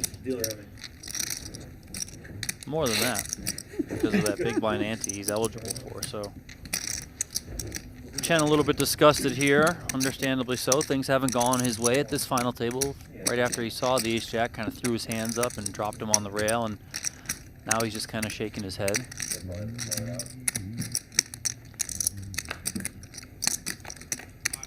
All right, here comes the flop. Queen 10-5, not over yet. Could be worse, Chen. Chen's open-ended. Also got a backdoor club. David Chen still with a chance to survive here. Turn card is the 8 of diamonds, and Chen makes a straight. Elias now looking for a king to make a better straight. Nobody wants to go bust in this tournament, let me tell you. Nope. River card is the deuce of diamonds, and David Chen survives. Wow. He ain't going home yet. 25K to 250K. You know what that is? That's the power of leaving one chip behind. No, I mean Landon Tice had one chip behind. But there has been a lot of talk lately about that whole the one chip behind thing. Absolutely. We've seen it at play in a few of these events. Seen it, I think, twice today.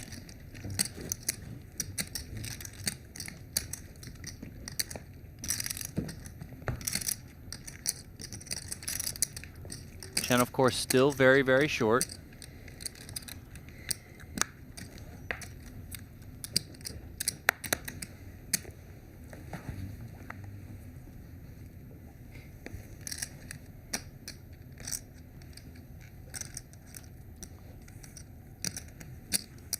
Aces. Wow.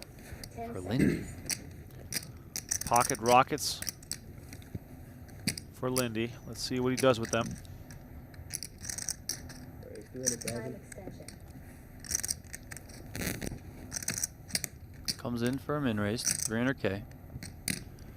Chen's out of the way.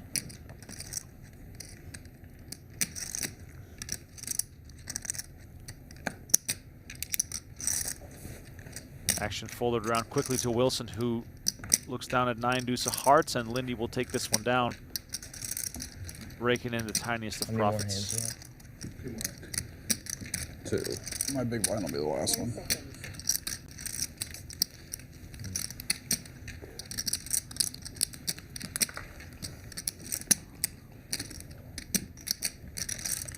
Couple very important hands here for Chen. I think what we just heard there from Linde is that when it's his big blind, it's going to be the last big blind of this level.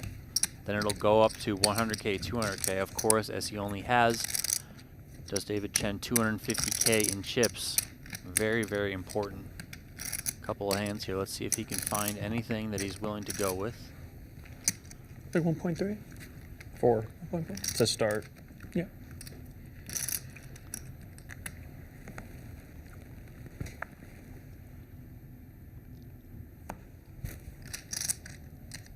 Seconds.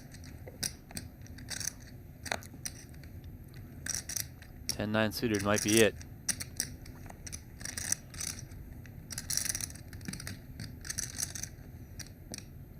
Seconds.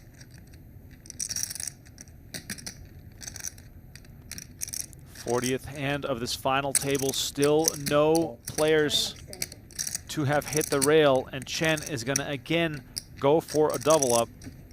Notice that he did just limp in. He can't do the, you know, raise to 2 big blinds and leave 1 chip behind because he has fewer than 2 big blinds in his stack. So he's going to start this one off with a limp. He's still got 100K behind.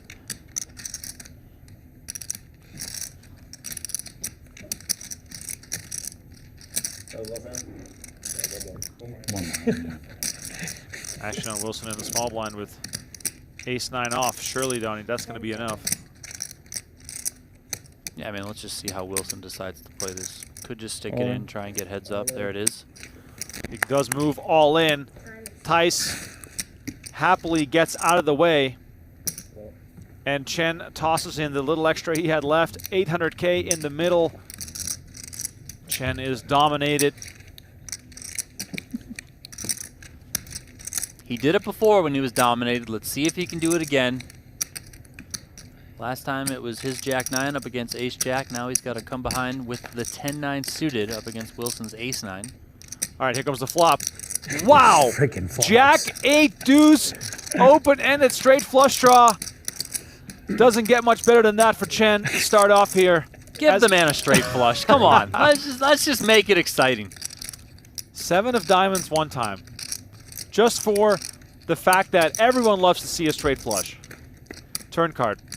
The Jack of spades, that's not going to do it. Things now swaying into Wilson's favor, but look at that, 18 outs for David Chen. Is this a case of too many outs, or will he stay in the tournament? River card, a 5 of diamonds, it's 2 blanks, and David Chen departs in 7th place, taking home $47,600. And after 40 hands of play, we finally lose a player from this final table. Donnie, The dam has burst. Will we see more follow? Yeah, but I think the players are still going to be somewhat conservative with how they're getting after it. I mean, Would have been worth it just for that.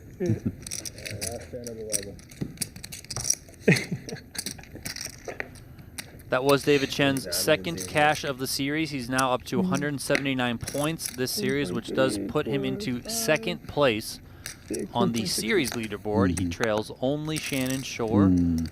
Again, the top 3 players positioned on the series leaderboard through all 6 events. They will win Dream Siege, which means you qualify to play in the PGT $1 Million Championship coming up in a few days. You taking the chicken with you?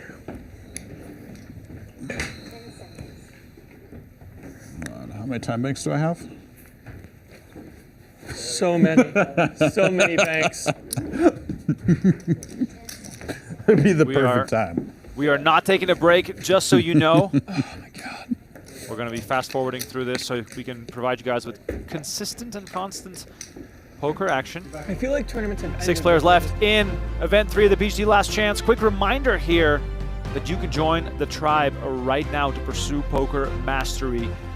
Go to octopuspoker.ai, sign up for free, or if you choose one of their paid options, you'll be automatically entered into a raffle that gives you a chance to play in event 1 of the 2025 Poker Masters. Want to get better at poker? You best not wait.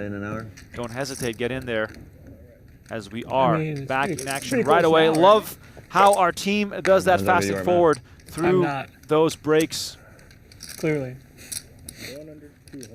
Shout out to Ethnic and JV complimenting us on the commentary. They must be drinking. Checks in the mail, boys. Or girls. By the way, smash that like button. Let's get us up to 250 likes on today's video. It's a lovely Monday in Las Vegas. Some poker action to follow. What more can you wish for? Also, by the way, if you're new to us or the PGT, check out more information on PGT.com. We have live reporting available, as well as the current standings. The entire top 40 qualifies for our $1 Million free roll, which takes place on January 10th. And right back to the action here. Wilson all in with deuces. Darren Elias makes the call with ace-king from the big blind. He'll be at risk for the 3rd time at this final table. Played this hand better. The biggest drawing hand versus the smallest pair. Who's your money on? I might not need to go with the deuce. That's a made hand versus a drawing hand, right?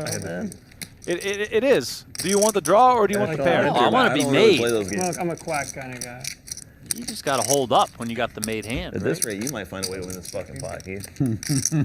Here comes the flop. 9-3-8. Deuces out in front. Elias needs some help to stay alive as his beverage is about to arrive mid-hand. So I think it's going to come like 2.1 million in the middle. This is very significant for the future of this final table. The 4 clubs on the turn. Is Brandon Wilson going to send one of the greatest MTT players of his generation to the rail? Darren Elias, tournament life on the line. It's 8 of diamonds on the river. Elias taps the table, departs the studio. He showed heart. And look at Wilson. At one point, he showed heart.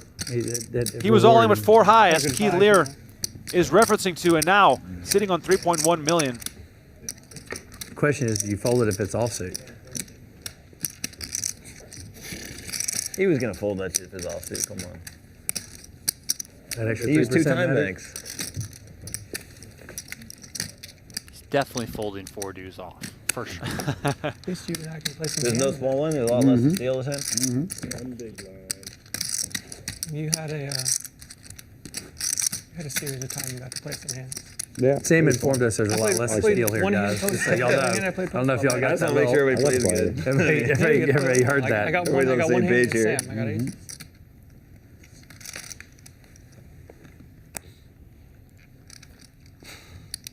All right, we go from 7 to 5 over the span of 2 hands. I wonder if the flurry of eliminations will continue here as Wilson finds ace-queen. This man is seemingly unstoppable. 10 seconds.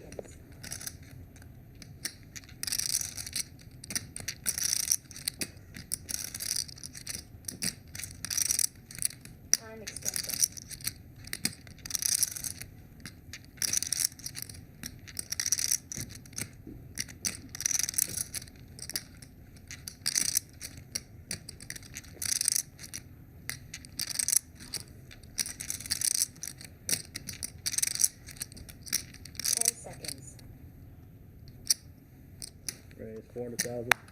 Wilson makes it 400,000. By the way, blinds now at 100K, 200K, leaving the players with very little room to play. Donnie, it's become a math contest. Of course, it's always a math contest. Who's the math whiz? I'm a little bit surprised to see Keith Lehr is kind of taking his foot off the gas a little bit. And yeah, you know, kind of you're right.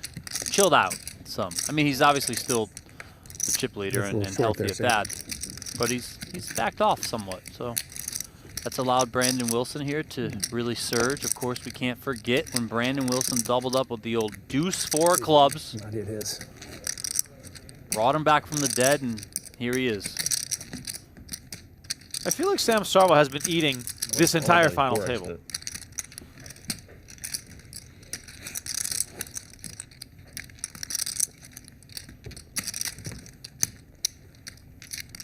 Big blind, please.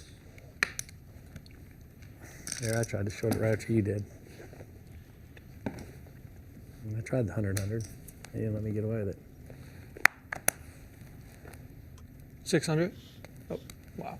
Raise 600,000.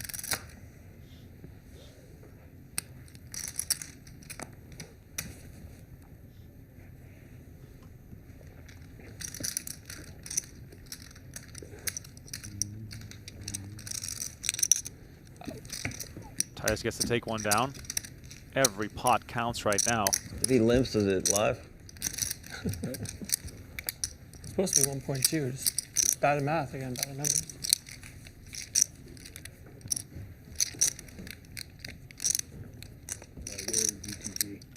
Oh yeah, I'm fast forwarding. Is that Ultimate Texas Hold'em?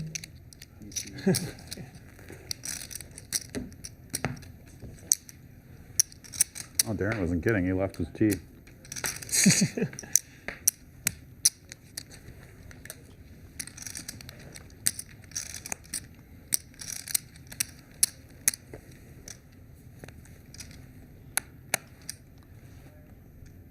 1.4.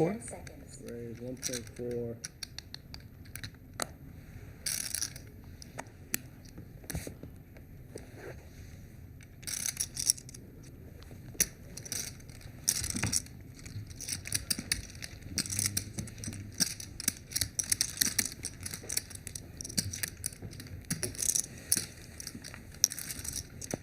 Who dies next?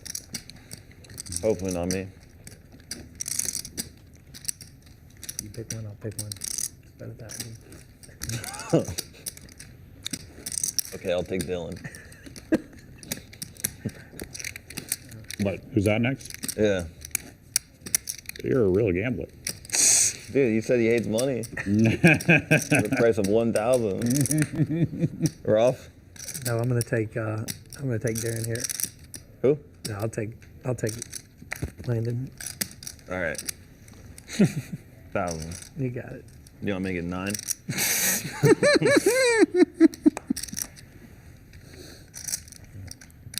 10 seconds. I was gonna say, if you open, does that make it stronger or weaker? I think he's gonna snap Yeah, your it's dick more off than if you 2. put it in. Just to beat me for the 1,000. 2.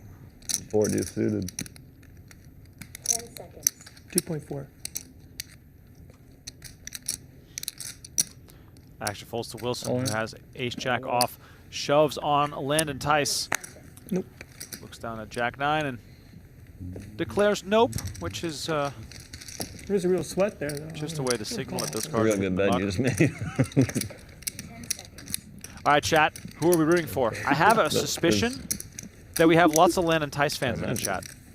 Do we now? It's my I suspicion. mean, they were hating on Landon Tice an hour ago. Yeah, but, you know, sometimes you love or hate the person that you support. I'll tell you this. We definitely buy a have a piece of lot it over of new viewers in the chat because they clearly have no idea that I always No talk bet, in all that's caps. too much. And I've always talked in all What- caps I don't in want the to influence chat. action. I have 1,000,000. So welcome to the stream, guys. 7.2. I've known you for 15 years, and I What's still up, don't bud? understand We're less than half why. of what he has. I honestly don't know why. I think like originally to stand out? Well, before, like, you gave me, like, moderator or whatever, it was hard to stand out. So just to make sure that people knew it was me, the commentator, and I was, yes, engaging with the chat, I did it in all caps. All in. And then I just like, well, whatever. I'm just going to stick with it.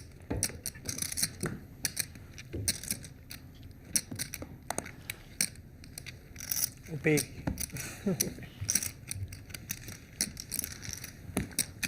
Tice jams, takes it down. 10 seconds.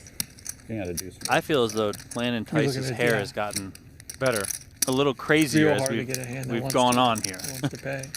He's in his 80s rocker glam era. All he needs is some earrings and some rings on his fingers. I looked at the thing first. Was it? What is it? Is it aha? Actually, I might have been Take on me. If you look at the queen first, you probably think you're going to call off a lot. So looking at the deuce makes you sadder. If you look at the deuce, you're probably folding. So you're kind of like whatever, you know. Yeah.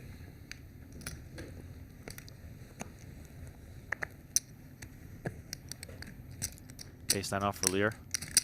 Still our chip leader. 450. However, that means and translates to only 22 big blinds. I might have bet on myself if I was really thinking.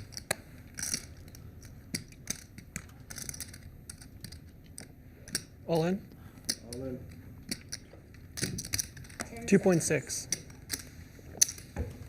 Landon Tice with the jam. Soverel finds pocket eights. Those hit the muck Very rather important for the quickly. No messing about here for Soverel. Would, of course, love to see Tice hit the rail here in case Lehr finds a big one. 10 seconds. Donnie, if you're Lehr here, what do you need to call with? Is it ace-queen minimum? Yep, probably 9s as well. Lehr might have a little bit more gamble than most people, though. But I also think he's very well aware of the situation and how things are playing out, and probably aware that Tice has been on the tighter side, even though he hasn't seen his hands, but still, I mean, Tice hasn't just been in there firing away. He's been pretty snug overall.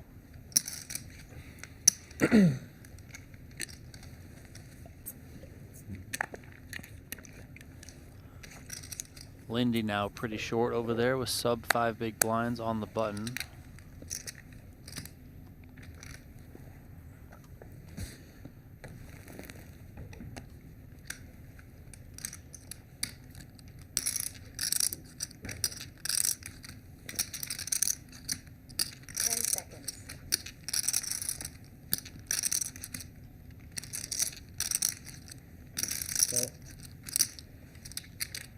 Soverel with 10-7, looking to perhaps play a flop against Lehr, who finds ace-queen off.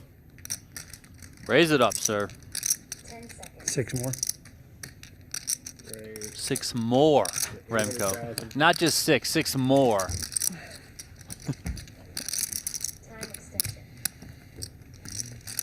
That's how you know Lear's a live cash game player. 6 more. I love it.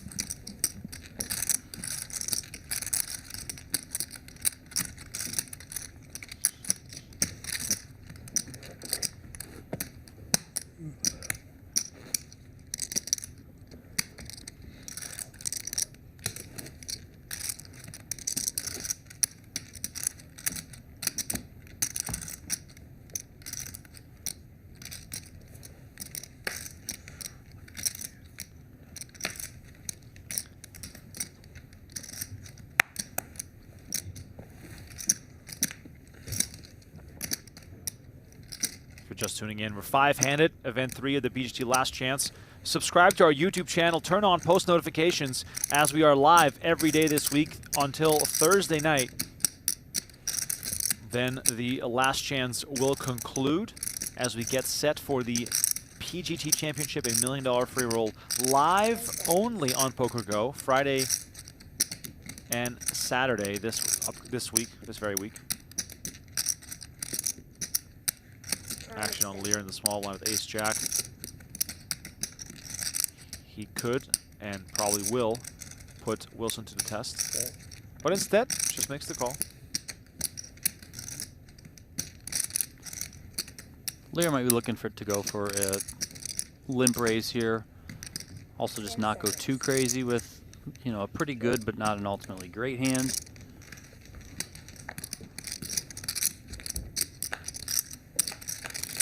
Wilson decides to check back, and we're looking at king, king, 4. 1 spade. Wilson with the backdoor spades.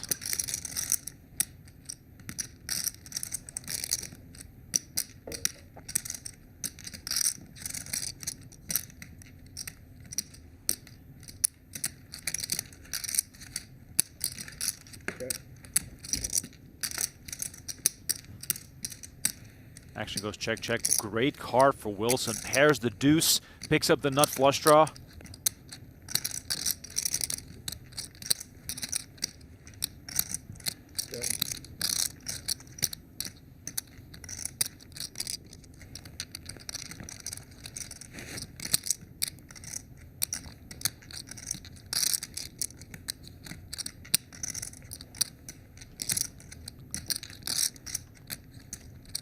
Not much to go on for Lehr here.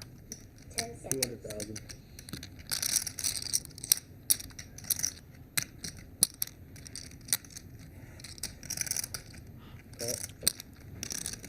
For the price of just 1 big blind, Lear's going to come along to see the river card is the Queen of Diamonds. Check mark here for Wilson with the deuce. Check. Action goes check, check. The deuce will win. Wilson will chip up to 4 million and take the chip lead. Look at that. All because of that 4 deuce suited. Oh my God. Way back in the day. Yeah, feels like forever ago now.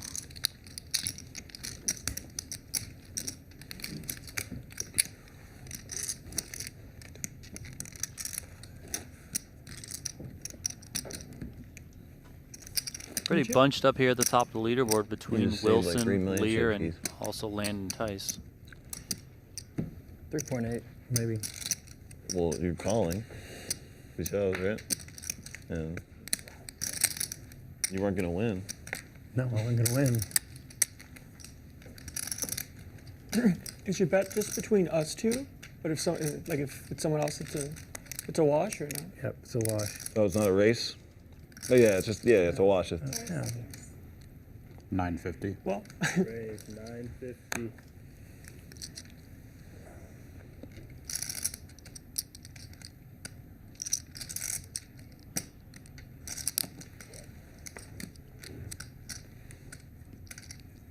Seconds.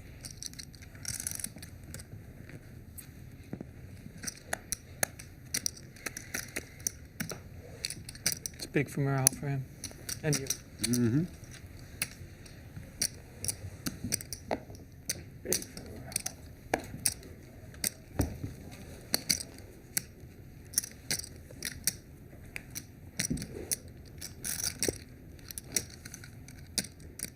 It's the second best thing after doubling up. Yeah.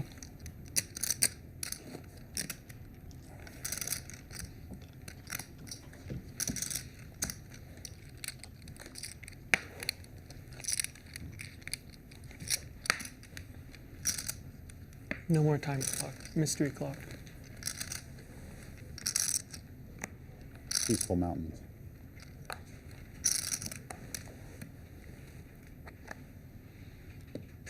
Calm before the storm here as we are on hand 52. Keith Lehr with ace-7. 400,000. Makes it 400K. Stacks are shallow, Donnie. Any little clash of hands will probably result in an all-in. Yeah, just going to be some very delicate maneuvering from this point forward.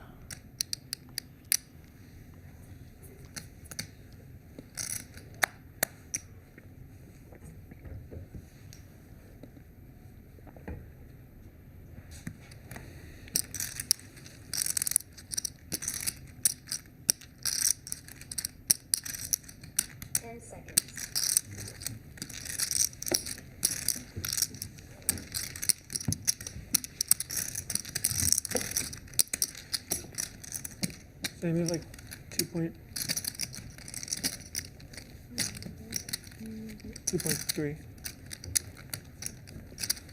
I'm blinding off. Everyone is.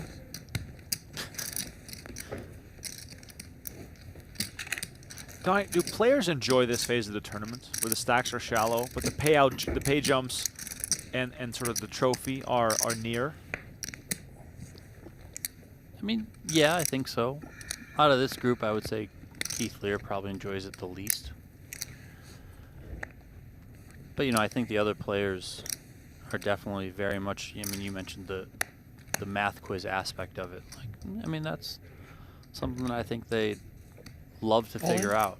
And there comes Tice with the shove. King 6 of diamonds. Might have to hear from Linde here, given how short he is. 5 big blinds out of the small blind. 10 seconds.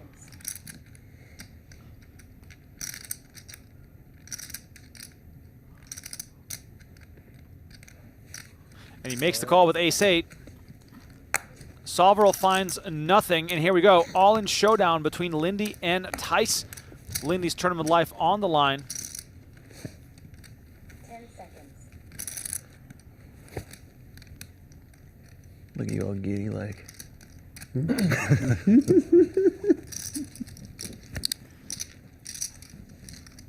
Linde 60% favorite to find the double up, but Tice very much live in this scenario. Almost like a best case scenario for Tice as far as hands to be up against, because you don't want to get called by King Queen. There's the flop. King in the window for Tice. Good start. Linde looking for an ace and an ace only. Or a backdoor straight. Still a possibility as well. Or running eights. Dylan Linde 5 outs now, or Landon Tice will take this one down and jump into the chip lead. River card is the 6 of clubs, and that is it. Dylan Linde eliminated in 5th place. Flop for 1,000. He'll take home $77,000. He's trying to spin it out. And Landon Tice is our new chip leader with 4 players remaining in this event.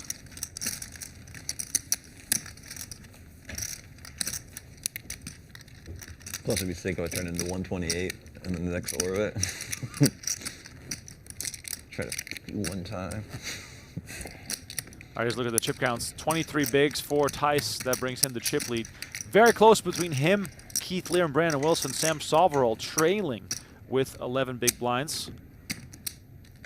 Can we potentially see Keith Lehr in the last chance, or only if he gets top 3 this week? Top 3 this week. Well, I mean, top 8, and he would get into the Dream Seed Invitational, and then he could win from there. But yeah, it's going to have to come from the series leaderboard for sure. He's either going to have to go through the Dream Seed Invitational, or he's going to have to go top 3 and get one of those Dream Seeds. Right now, I'm worried about the 128. Sam's trying to spin it up too. I hope you need to win this fucking tournament to get even. $2 million for Soverel, 10 big blinds, Jack 7. Only has to get through Lehr. Is this a shove spot? 2.1 million. Yeah, I think this is good enough to get your money in. And then check dark. At least we don't get to see a flop for your black. True.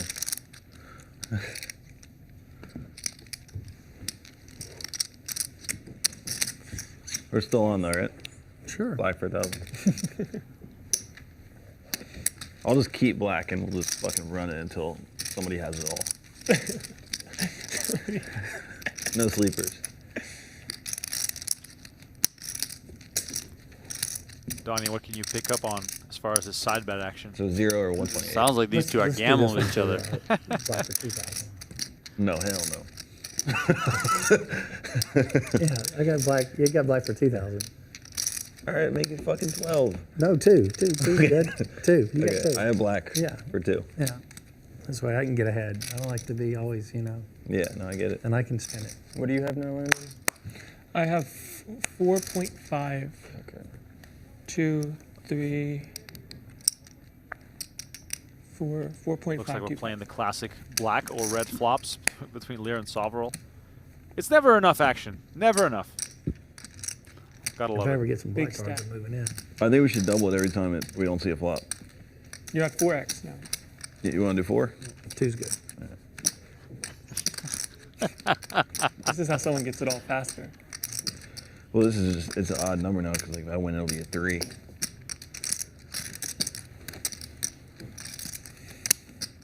Who wants to combine first, second, third, and fourth and just play for it all? Let's go. Let's go. Of course you do. What do you mean? No, we do it, old boy. I got fucking no chips. Yet. That's true. You guys are pretty bad. 10 seconds. 400,000. Soverel coming in with a Sorry, raise like two. here. Queen 10 I have off for him. 2.525. Probably going to get this one through. Yep, there you go. 10 seconds. Kid Landon for the win says, Poppy, Joey Ingram in the chat. Welcome. Landon Tice has 4 outright wins I'm off this under red his black belt. shit. This would be his largest I'm not win going to remember at this rate. in the history of his You going for 2,000. live poker career. What's there to forget? All right. Tice has I'm gonna cash wait for like more, 2 days. I'm not really trying. but that was a runner-up finish in the seminal Okay, we're World off. Poker Tour Okay, off. showdown in April of last year.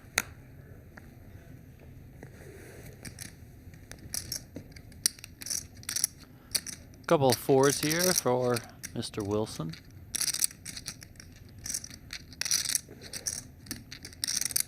10 seconds.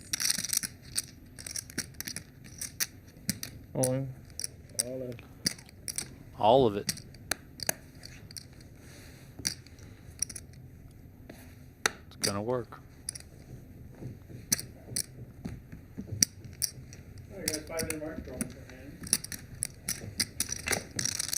Half an hour levels. Blinds continue to rise steeply. Wilson now the chip leader. Thanks to that shove and picking up those chips.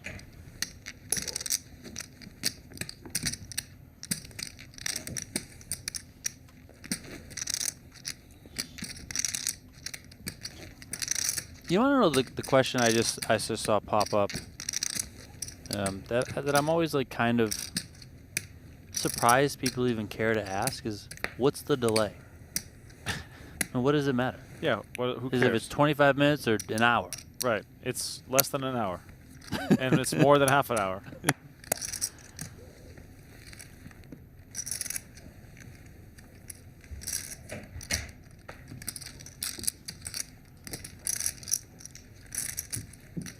Donnie, if Landon Tice makes it to heads up, will he be a 9 big blind per 100 favorite? Sure. Why not? Might be 9.5, but yeah. I mean, You know. it wasn't. It was too much. It was too much.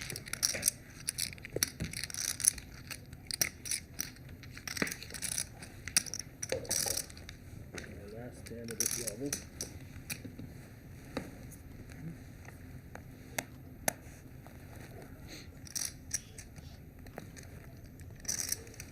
All right, 400,000.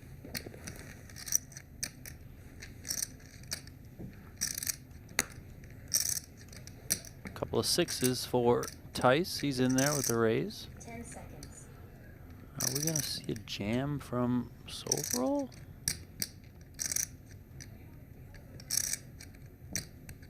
Time extension.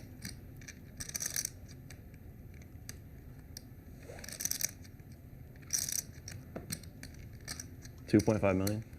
Raise 2.5. There it is. All right, Soverel with the shove. Action back on Landon Tice with 6s. He's gonna move all in. Soverel at risk with ace-4. Landon Tice is gonna table 6s, and he's well out in front. 69% favorite for Landon Tice. Who played this hand better? Not well. I think we both played it pretty bad. To be honest. I think my play is much worse. Let's go that. All right, here comes the flop. Soverel looking for an ace and a 6 in the window. Sam Soverel looking for a 5 to make a straight. And as you can see on the screen, 2 of those already been folded. Time extension. Think about it. Sam Soverel on the brink of elimination. Turn is the 4 of spades. Just 2 5s left in the deck. Or Landon Tice will be up to $7 million going into 3-handed play. River card. The 10 of diamonds, and that is it. Sam Soverel sent to the rail in 4th place. No. Takes home $101,000 for his efforts. Isn't he famous? Nothing like a little needle on the way out. Keith Lehr, Brandon Wilson, and Landon Tice will Flop is decide red, who by the wins way. this event. Tice with just shy of half the chips in play. If you're enjoying the content, please smash like on this video. Give us an update when you can. Yeah. Subscribe to our channel. Is Tice going to do it, chat? What do you guys think? It'd be his biggest win of his career. He's got almost 50% of the chips in play. I have 3.8, so 4, 2, so it's 7.8. So he's got the rest. 5, So he's got 7 point. He's got 7 million. 6.5, 6.9, 7. Yeah. We're up now? Yeah, we're up. Blinds have gone up, I believe. Is that 153 or is it 125? Yeah, 125 to 50. So keeping it somewhat of a modest increase here as Lehr finds 9s on the button. They might as well be aces at this point. Oh, yeah. 9s is an ultra premium hand, 3-handed.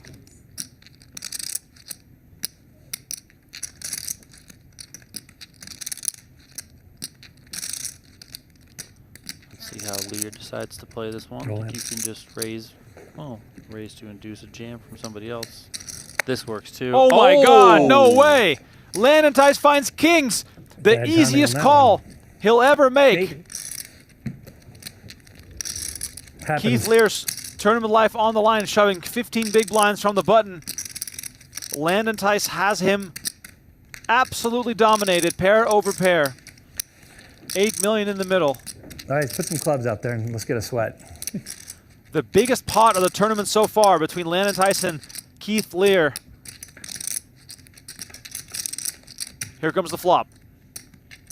All right, one Ace, more club. queen, 3. Make it. He make asked it for the, clubs. Deck whisperer. Make it the king of clubs. Oh, I'll take that. Clubs, runner still alive for Lehr. Will the Lehr jet fly to the top of the standings or will he fly out the door? 9 of spades. The turn doesn't change a thing. Lehr looking for a 9 and a 9 good only. guys. And Good it's the guys. 7 of spades.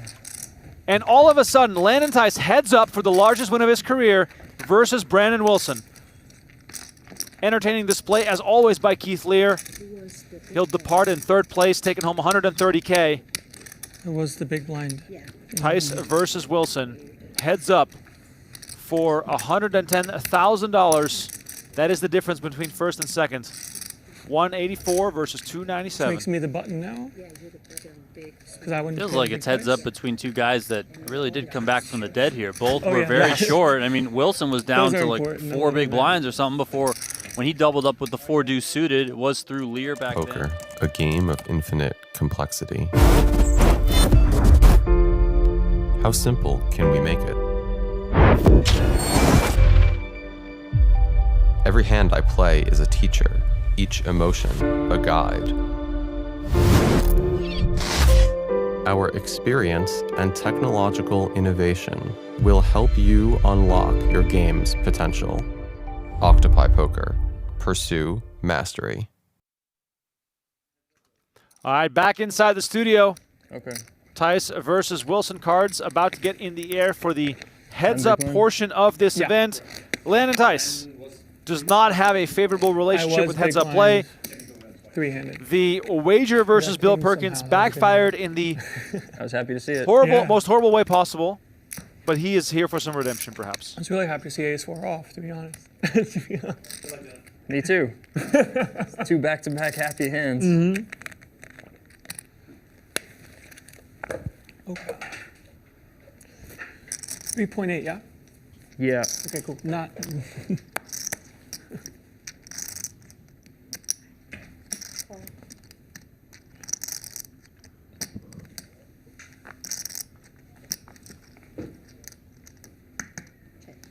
was gonna say, I guess it doesn't matter where my chips are because I either have. Did I get that in a glass? Thank you. That's okay. Two players born in the 90s. Brandon Wilson from 93. Tice from 99. 250. Still young kids in my mind. As we see Jack 10-5 all spades. This one leaning towards Wilson.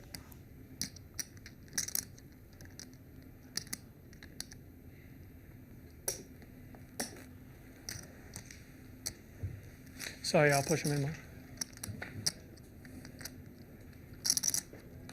Tice bets 250. Wilson comes along, makes the call. Jack of diamonds on the turn.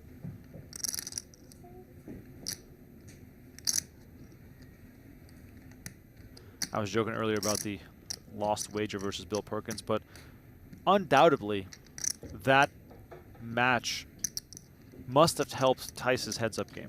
Must have, I mean, for sure, gotten lots of reps in. 250.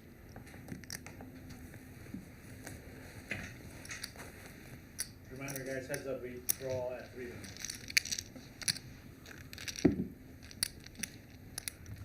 Wilson on 17 bigs, Tice on 42. 70-30 in Tice's favor right now.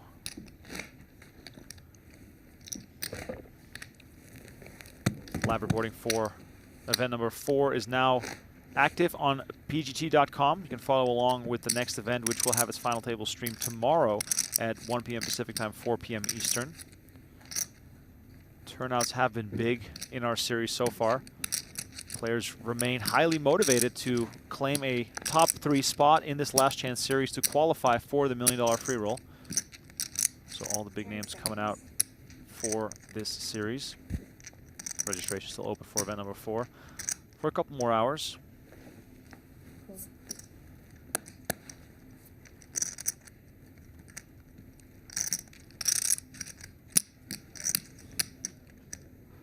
$750. 750. And look at this, Tice not sitting on his hands. 3-betting with 9-6 off.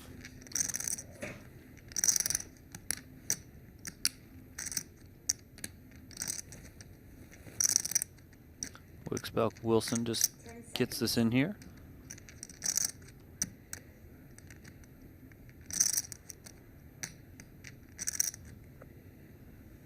Time extension.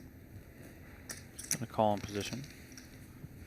Now, is this a common sight, Donnie? 3-betting with a hand like 9-6? I mean, I think you could probably check this one from the big blind, but maybe Tice doesn't feel like it plays well enough out of position, so he just wants to try and take it away. 900. 900. Does flop the best of it here and comes right out firing at it.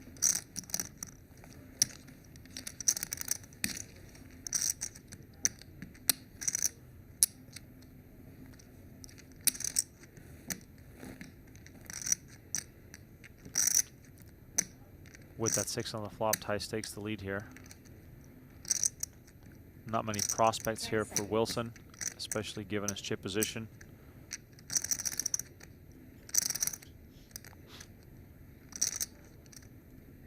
Time extension.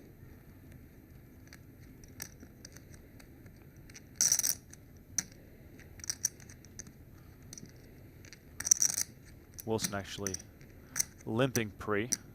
When he tossed the chips in, I thought he was raising, so we'll go back on that one and see this hand through a little bit of a different light.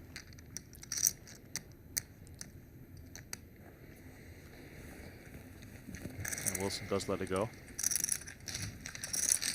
Tice's lead gets stronger, over 11 million.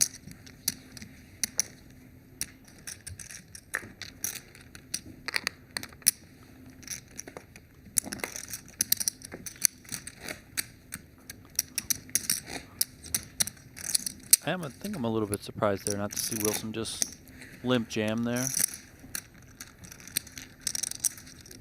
Like 3.4, yeah. 2.5. 3.6. Cool.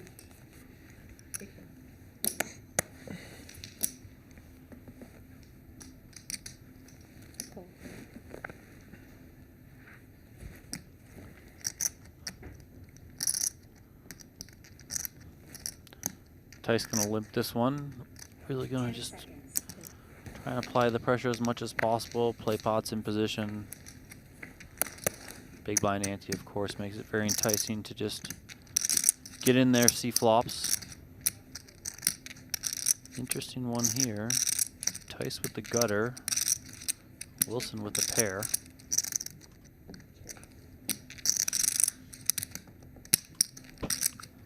Check, check, 5 on the turn. Second spade as well, so you see Wilson's equity there, 84%.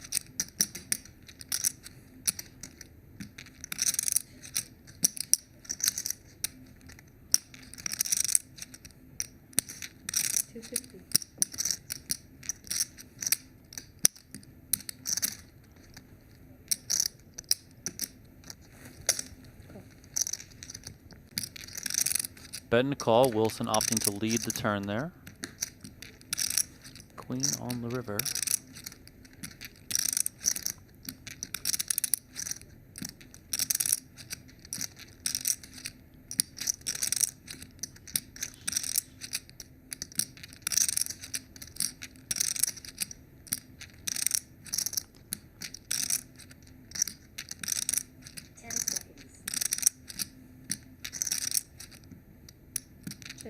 Check.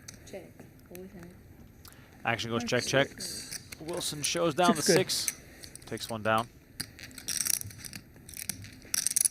In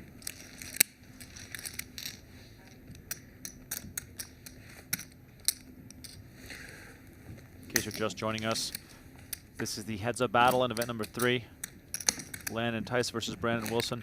They're both guaranteed $184,000. $297,000 up top for the winner, and the potential of playing in the $1 million free roll, the PGT Championship, which kicks off on January 10th. A tournament win, Donnie, during this series is basically like almost a guarantee you're going to at least play in the Dream Seed Invitational.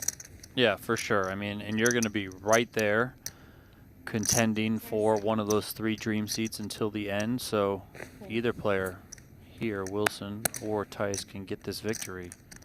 Just really in a really great spot with 3 more events to play. I would highly assume both of these players are going to hop right into event number 4 when this one finishes and try and keep going.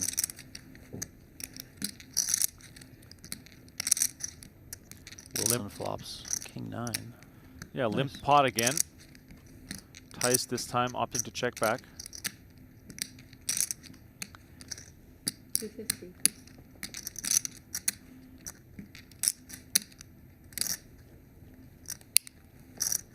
Call.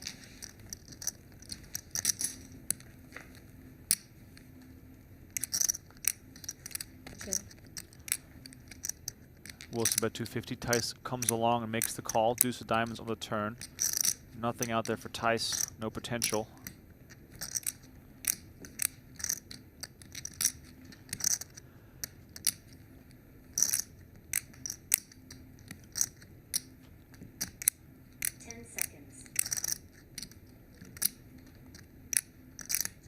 $850. 850. Wilson bids 850, and that should get it done here.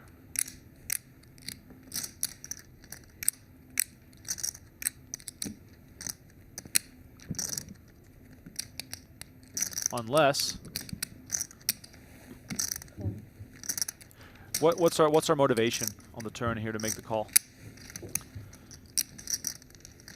I mean, probably thinking your opponent's probably not betting 2 streets with ace high, so probably taking some line to showdown with that type of hand, and then you're just beating all like the random 7-8 suited, you know, 10-9, 10-8, 10-7, stuff like that, right? That is, you know, limps in and then just starts blasting away.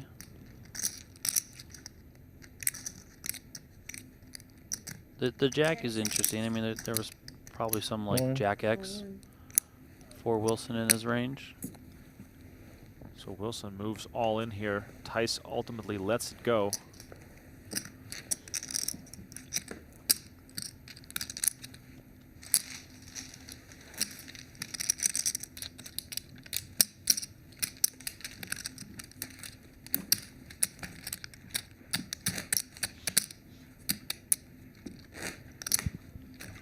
Closing that gap a little bit is Wilson.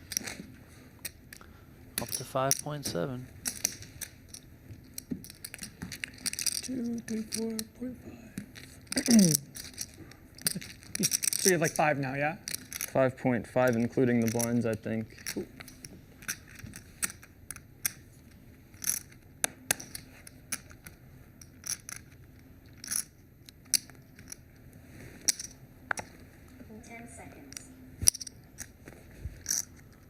Tice gonna limp, and Wilson finds a nice looking king queen off in the big blind. How much, sir? 900. 900.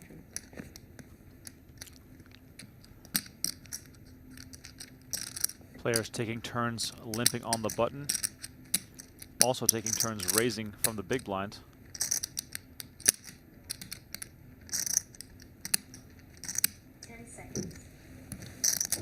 And look at this. The Landon Tice. Limp call and queen 6 offsuit. This is above my pay grade, Donnie. Give me some thoughts. It's probably slightly above mine as well, but I mean, queen high doesn't sound like the worst hand in heads up poker. You ultimately get to play position.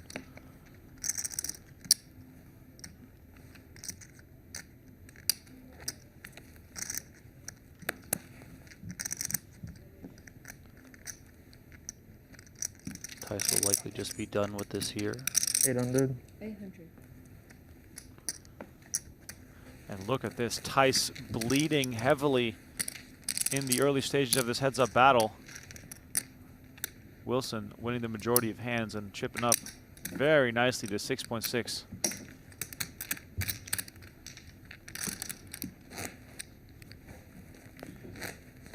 I feel as though Wilson is the calm one, and Tice is kind of jittery in a way, like antsy, maybe? Just with the way he's kind of bouncing around a little bit, playing with his chips, constantly moving.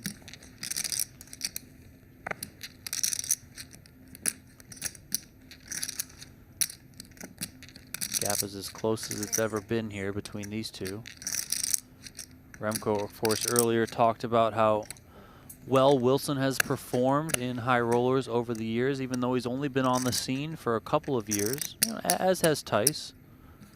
Tice a little bit more notable, though, than Brandon Wilson, but feels like every time there's a series down at Seminole Hard Rock in Florida, Wilson's crushing the 50K or 25K or whatever high roller they got running.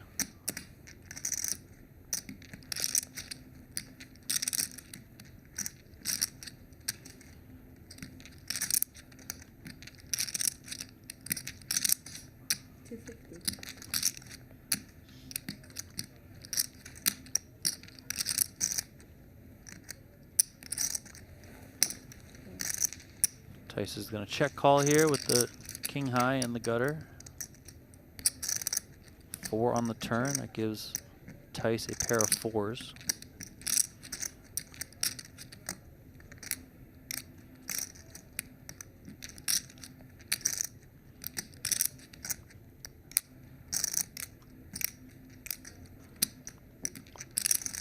Let's see if Wilson has another bullet in him here.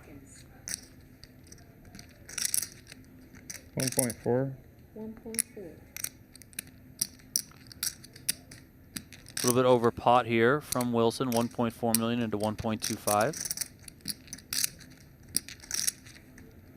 Really making it hard for Tice to call here. Putting a lot of pressure on some of those more marginal and weaker hands.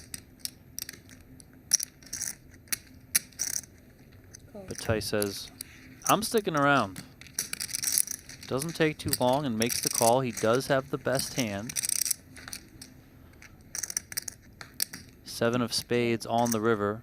Check from Tice.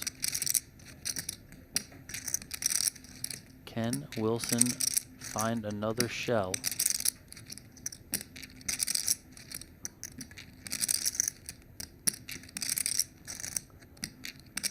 Can't imagine he thinks there's any world where his 6 high is good, so it's just, does he think he can ultimately come with this one, or is he going to get picked off? There it is. Look at this from Brandon Wilson, emptying the clip with the 6 high. Wow. This man came to play, sir. I mean, hello, Brandon Wilson. Wilson currently schooling Landon Tice, if I may say so myself. Well done, sir.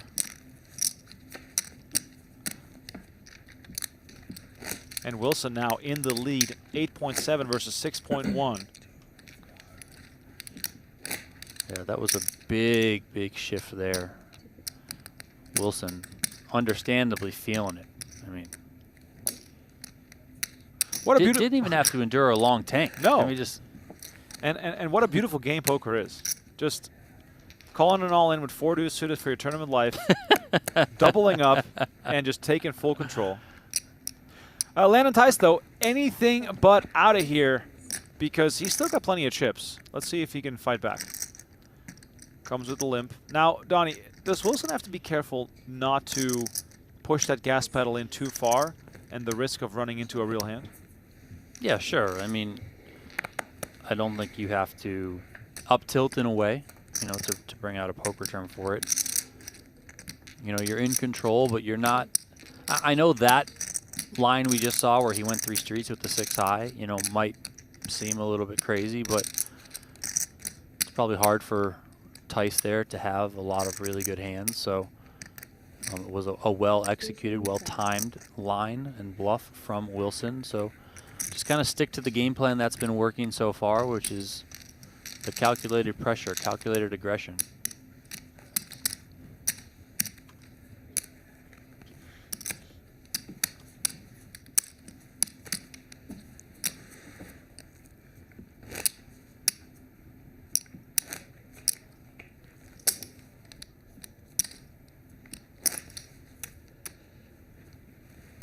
All right, chat, do me a favor. Hit the like button and subscribe to our channel on YouTube. We're live again tomorrow, same time, same place. Also, probably a stacked final table again if you look at the field right now in event number 4 on PGT.com. All the players from the first couple of events are back in action. 10 seconds. Wilson limping in. Tice with the better of it right now.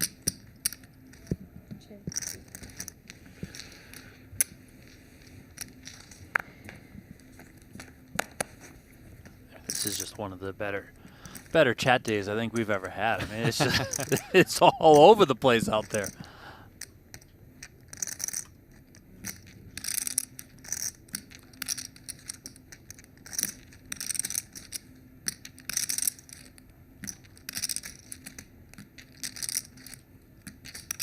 $3.25. 6-3 deuce. Looking a little more appealing to Wilson. That 5, however, really his only solution right now. He got out of it before with true. 6-3, you know. Bet, bet, bet is always the solution. Ace of clubs on the turn. This is a limp pot.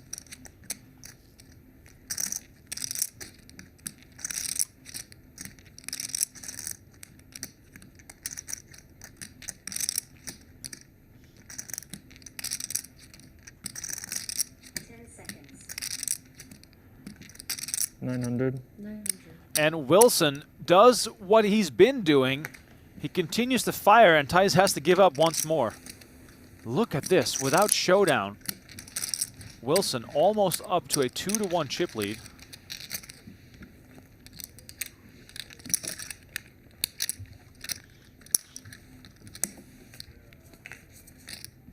Is Tice just being too loose, Donnie? Or is Wilson just playing too good?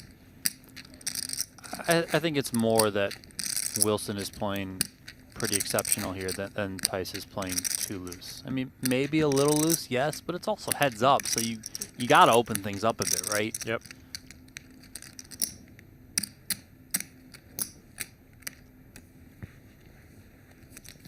The chat is not shy as far as opinions go on Tice's play. Please keep them coming. It's entertaining to read. Still anyone's game here. 36 versus 23 big blinds. 10 seconds. Donnie Peters with the 20 gifted subs. Yeah, enjoy, chat. Enjoy. Okay. Another one going Wilson's way.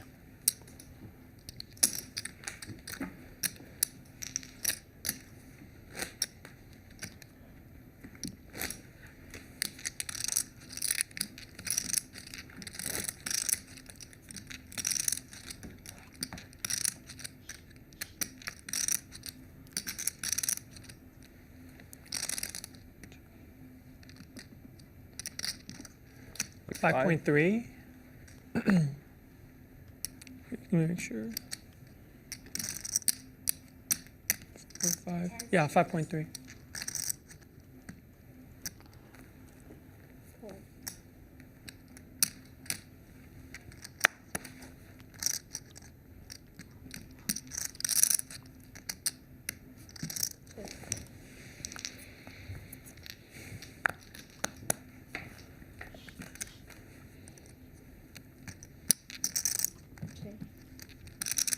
Limbed pot again.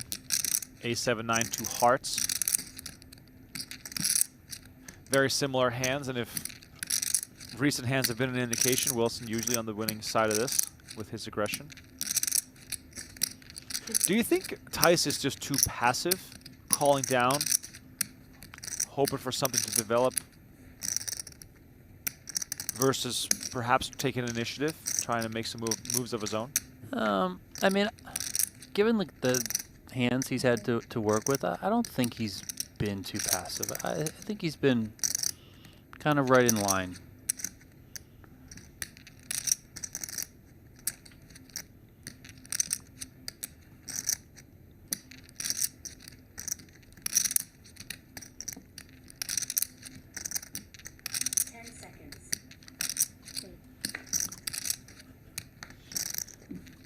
Action gets checked to the river when the 3 of diamonds hits.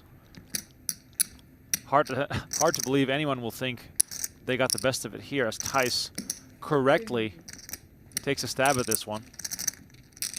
Yeah, just given the way that this one played out and then Tice having to act first here on the river, gonna be a little bit more inclined to bluff it with his ace high, or 8 high, I should say. Does work there, gets the job done. Not the biggest pot yet, but you know, he stops the bleeding. It feels good to just pull some chips your way.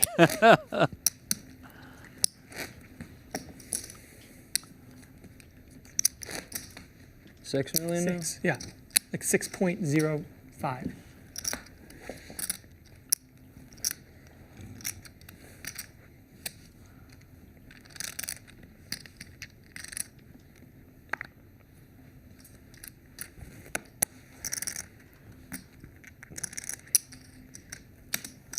When it comes to heads-up play, how much of it is constant adjusting versus sticking more so to what you've studied and what you know? I mean, I think that part of one's game is probably just going to lend themselves to how or what type of player you are. Like, I would say that Tice is probably just going to stick to the script a little bit more than I would expect Brandon Wilson to. Brandon Wilson just feels to me like more of a player who, not that he's not studied or anything like that, but he'll lean a little bit more feel player-like and adjust a little bit more. Whereas I think Landon is just much more studied, much to his credit, has probably studied every single spot 25 times, right? So he'll just very much like stick to kind of exactly that, which is extremely hard to play against in its own right. So, well, we got something of interest developing here. Limped pot. Wilson checked. Tice bets 375 with the flop straight. Wilson with pair and straight draw comes along and makes the call. Turn is the king of clubs. Wilson checks again. Tice 93% to win this. Chop still possible. Great spot here for Tice. His opponent's flopped a good hand. 1 million. That pair of jacks is going to be hard to get away from here. Tice is going to stay on the gas with $1 million.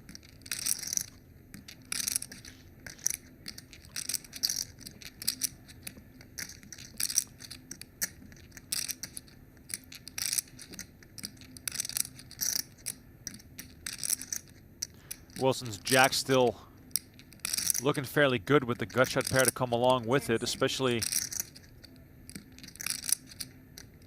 considering all the recent action that we've seen. Wilson coming out on top, having some room to play, and he makes the call, comes along. In some cases, the jack will, of course, still be good. Yeah, he's also blocking the exact hand that Tice has. So tricky spot there. This run out here might ultimately allow Wilson to get away from this.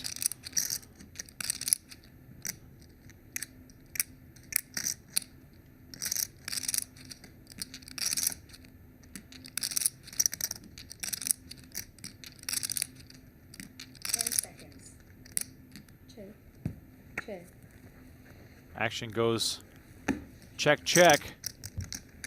Straight. You're good, sir. Tice is good, and this will feel very nice as he is now back into the chip lead. Understandable here, Donnie, that he doesn't go for value? Yeah, I mean, I think it's fine not to go for value there.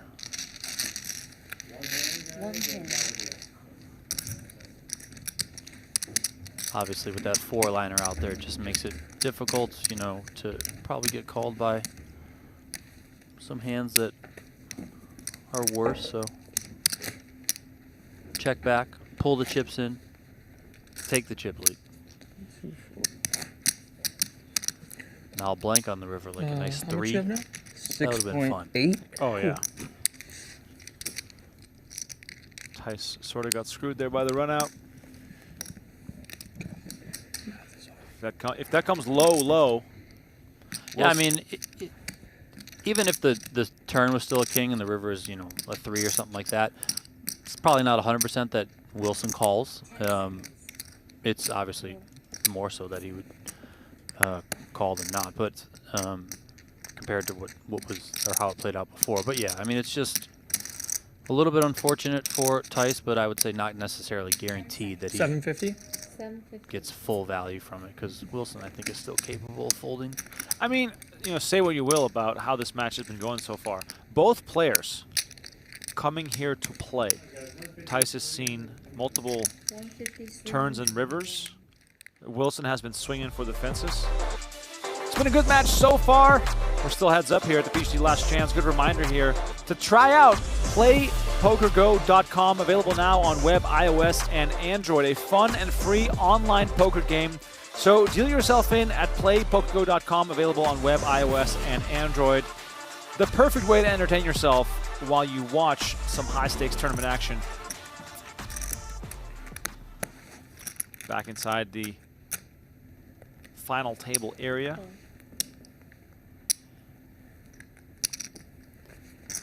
Both players looking to win their first event of 2025. And it's always good to start the year with the bang.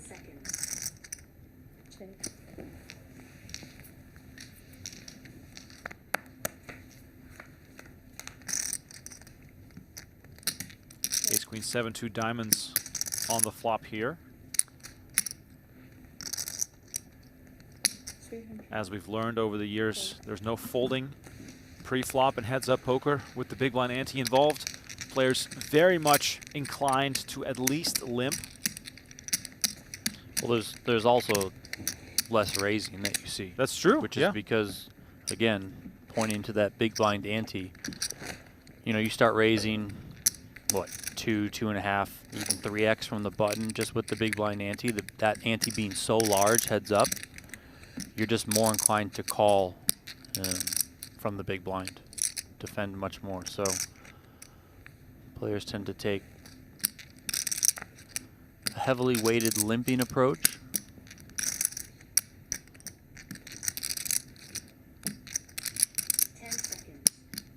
couple of threes here for Wilson. There's another one of those limps. Oh, look at this. Landon Tice with ace-king.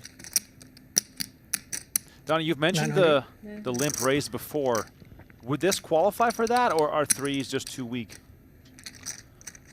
I think this can qualify, yes.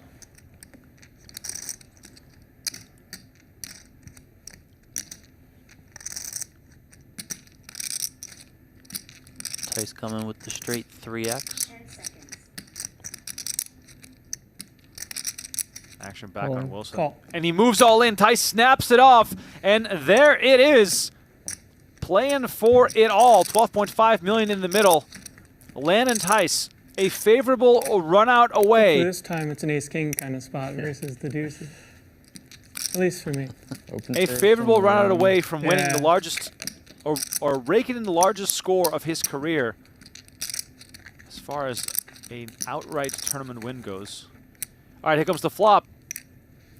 Deuce 4, 8, threes out in front. Tice needs to hit. 5.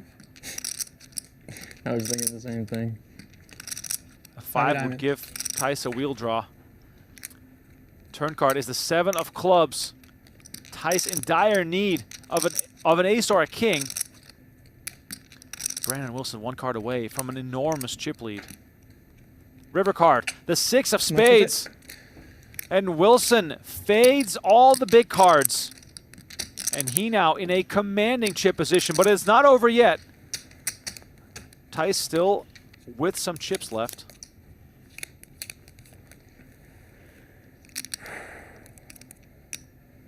Deep sigh, understandable. A flip for the win. What more can you ask for?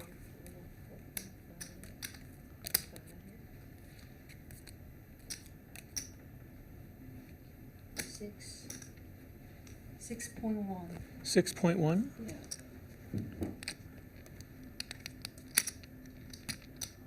Two.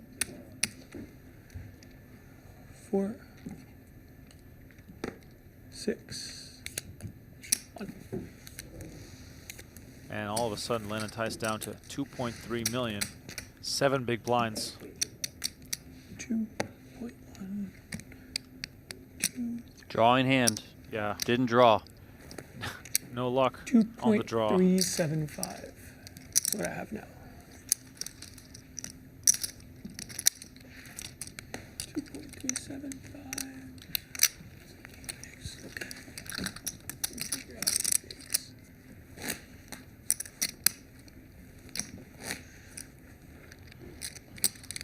Pretty standard hand there, given how deep these guys were.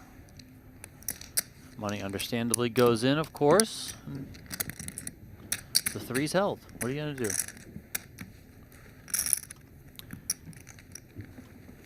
That's poker for you. If you're All Wilson, in. you're like, wow, the 3's held. 2.375. My birthday hand. Wow. Couple of shoves for Tice will give him perhaps a bit more fold equity, but you know, time is running out.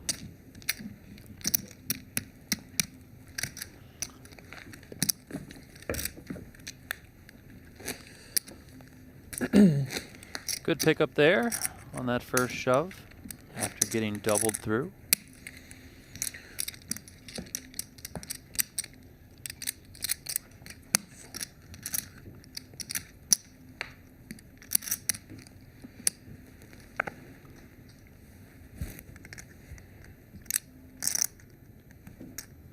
Wilson on the button with 5 deuce off, probably thinking to himself, I'll get better chances.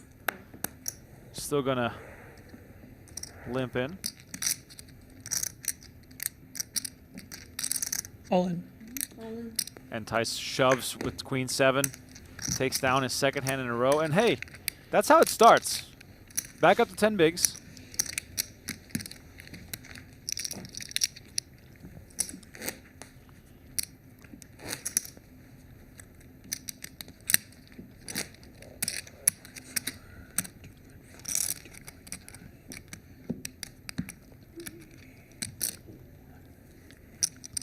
$3.275.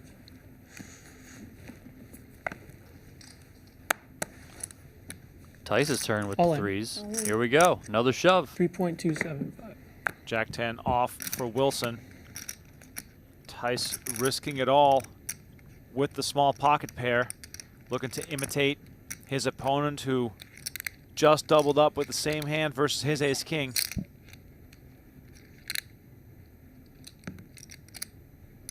Wilson giving it some thought with Jack 10. Time extension.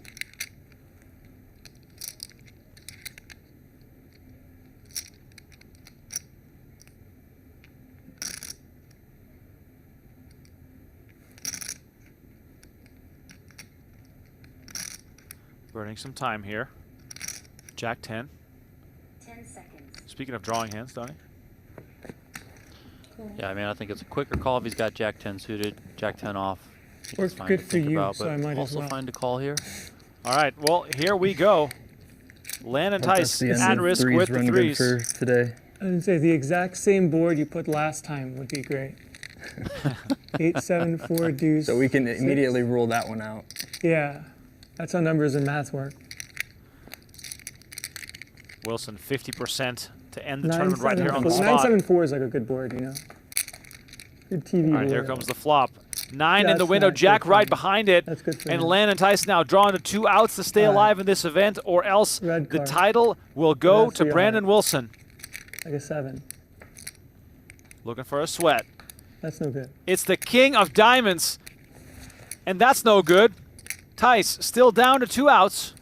A 3 and a 3 only, or his day will be done. River card.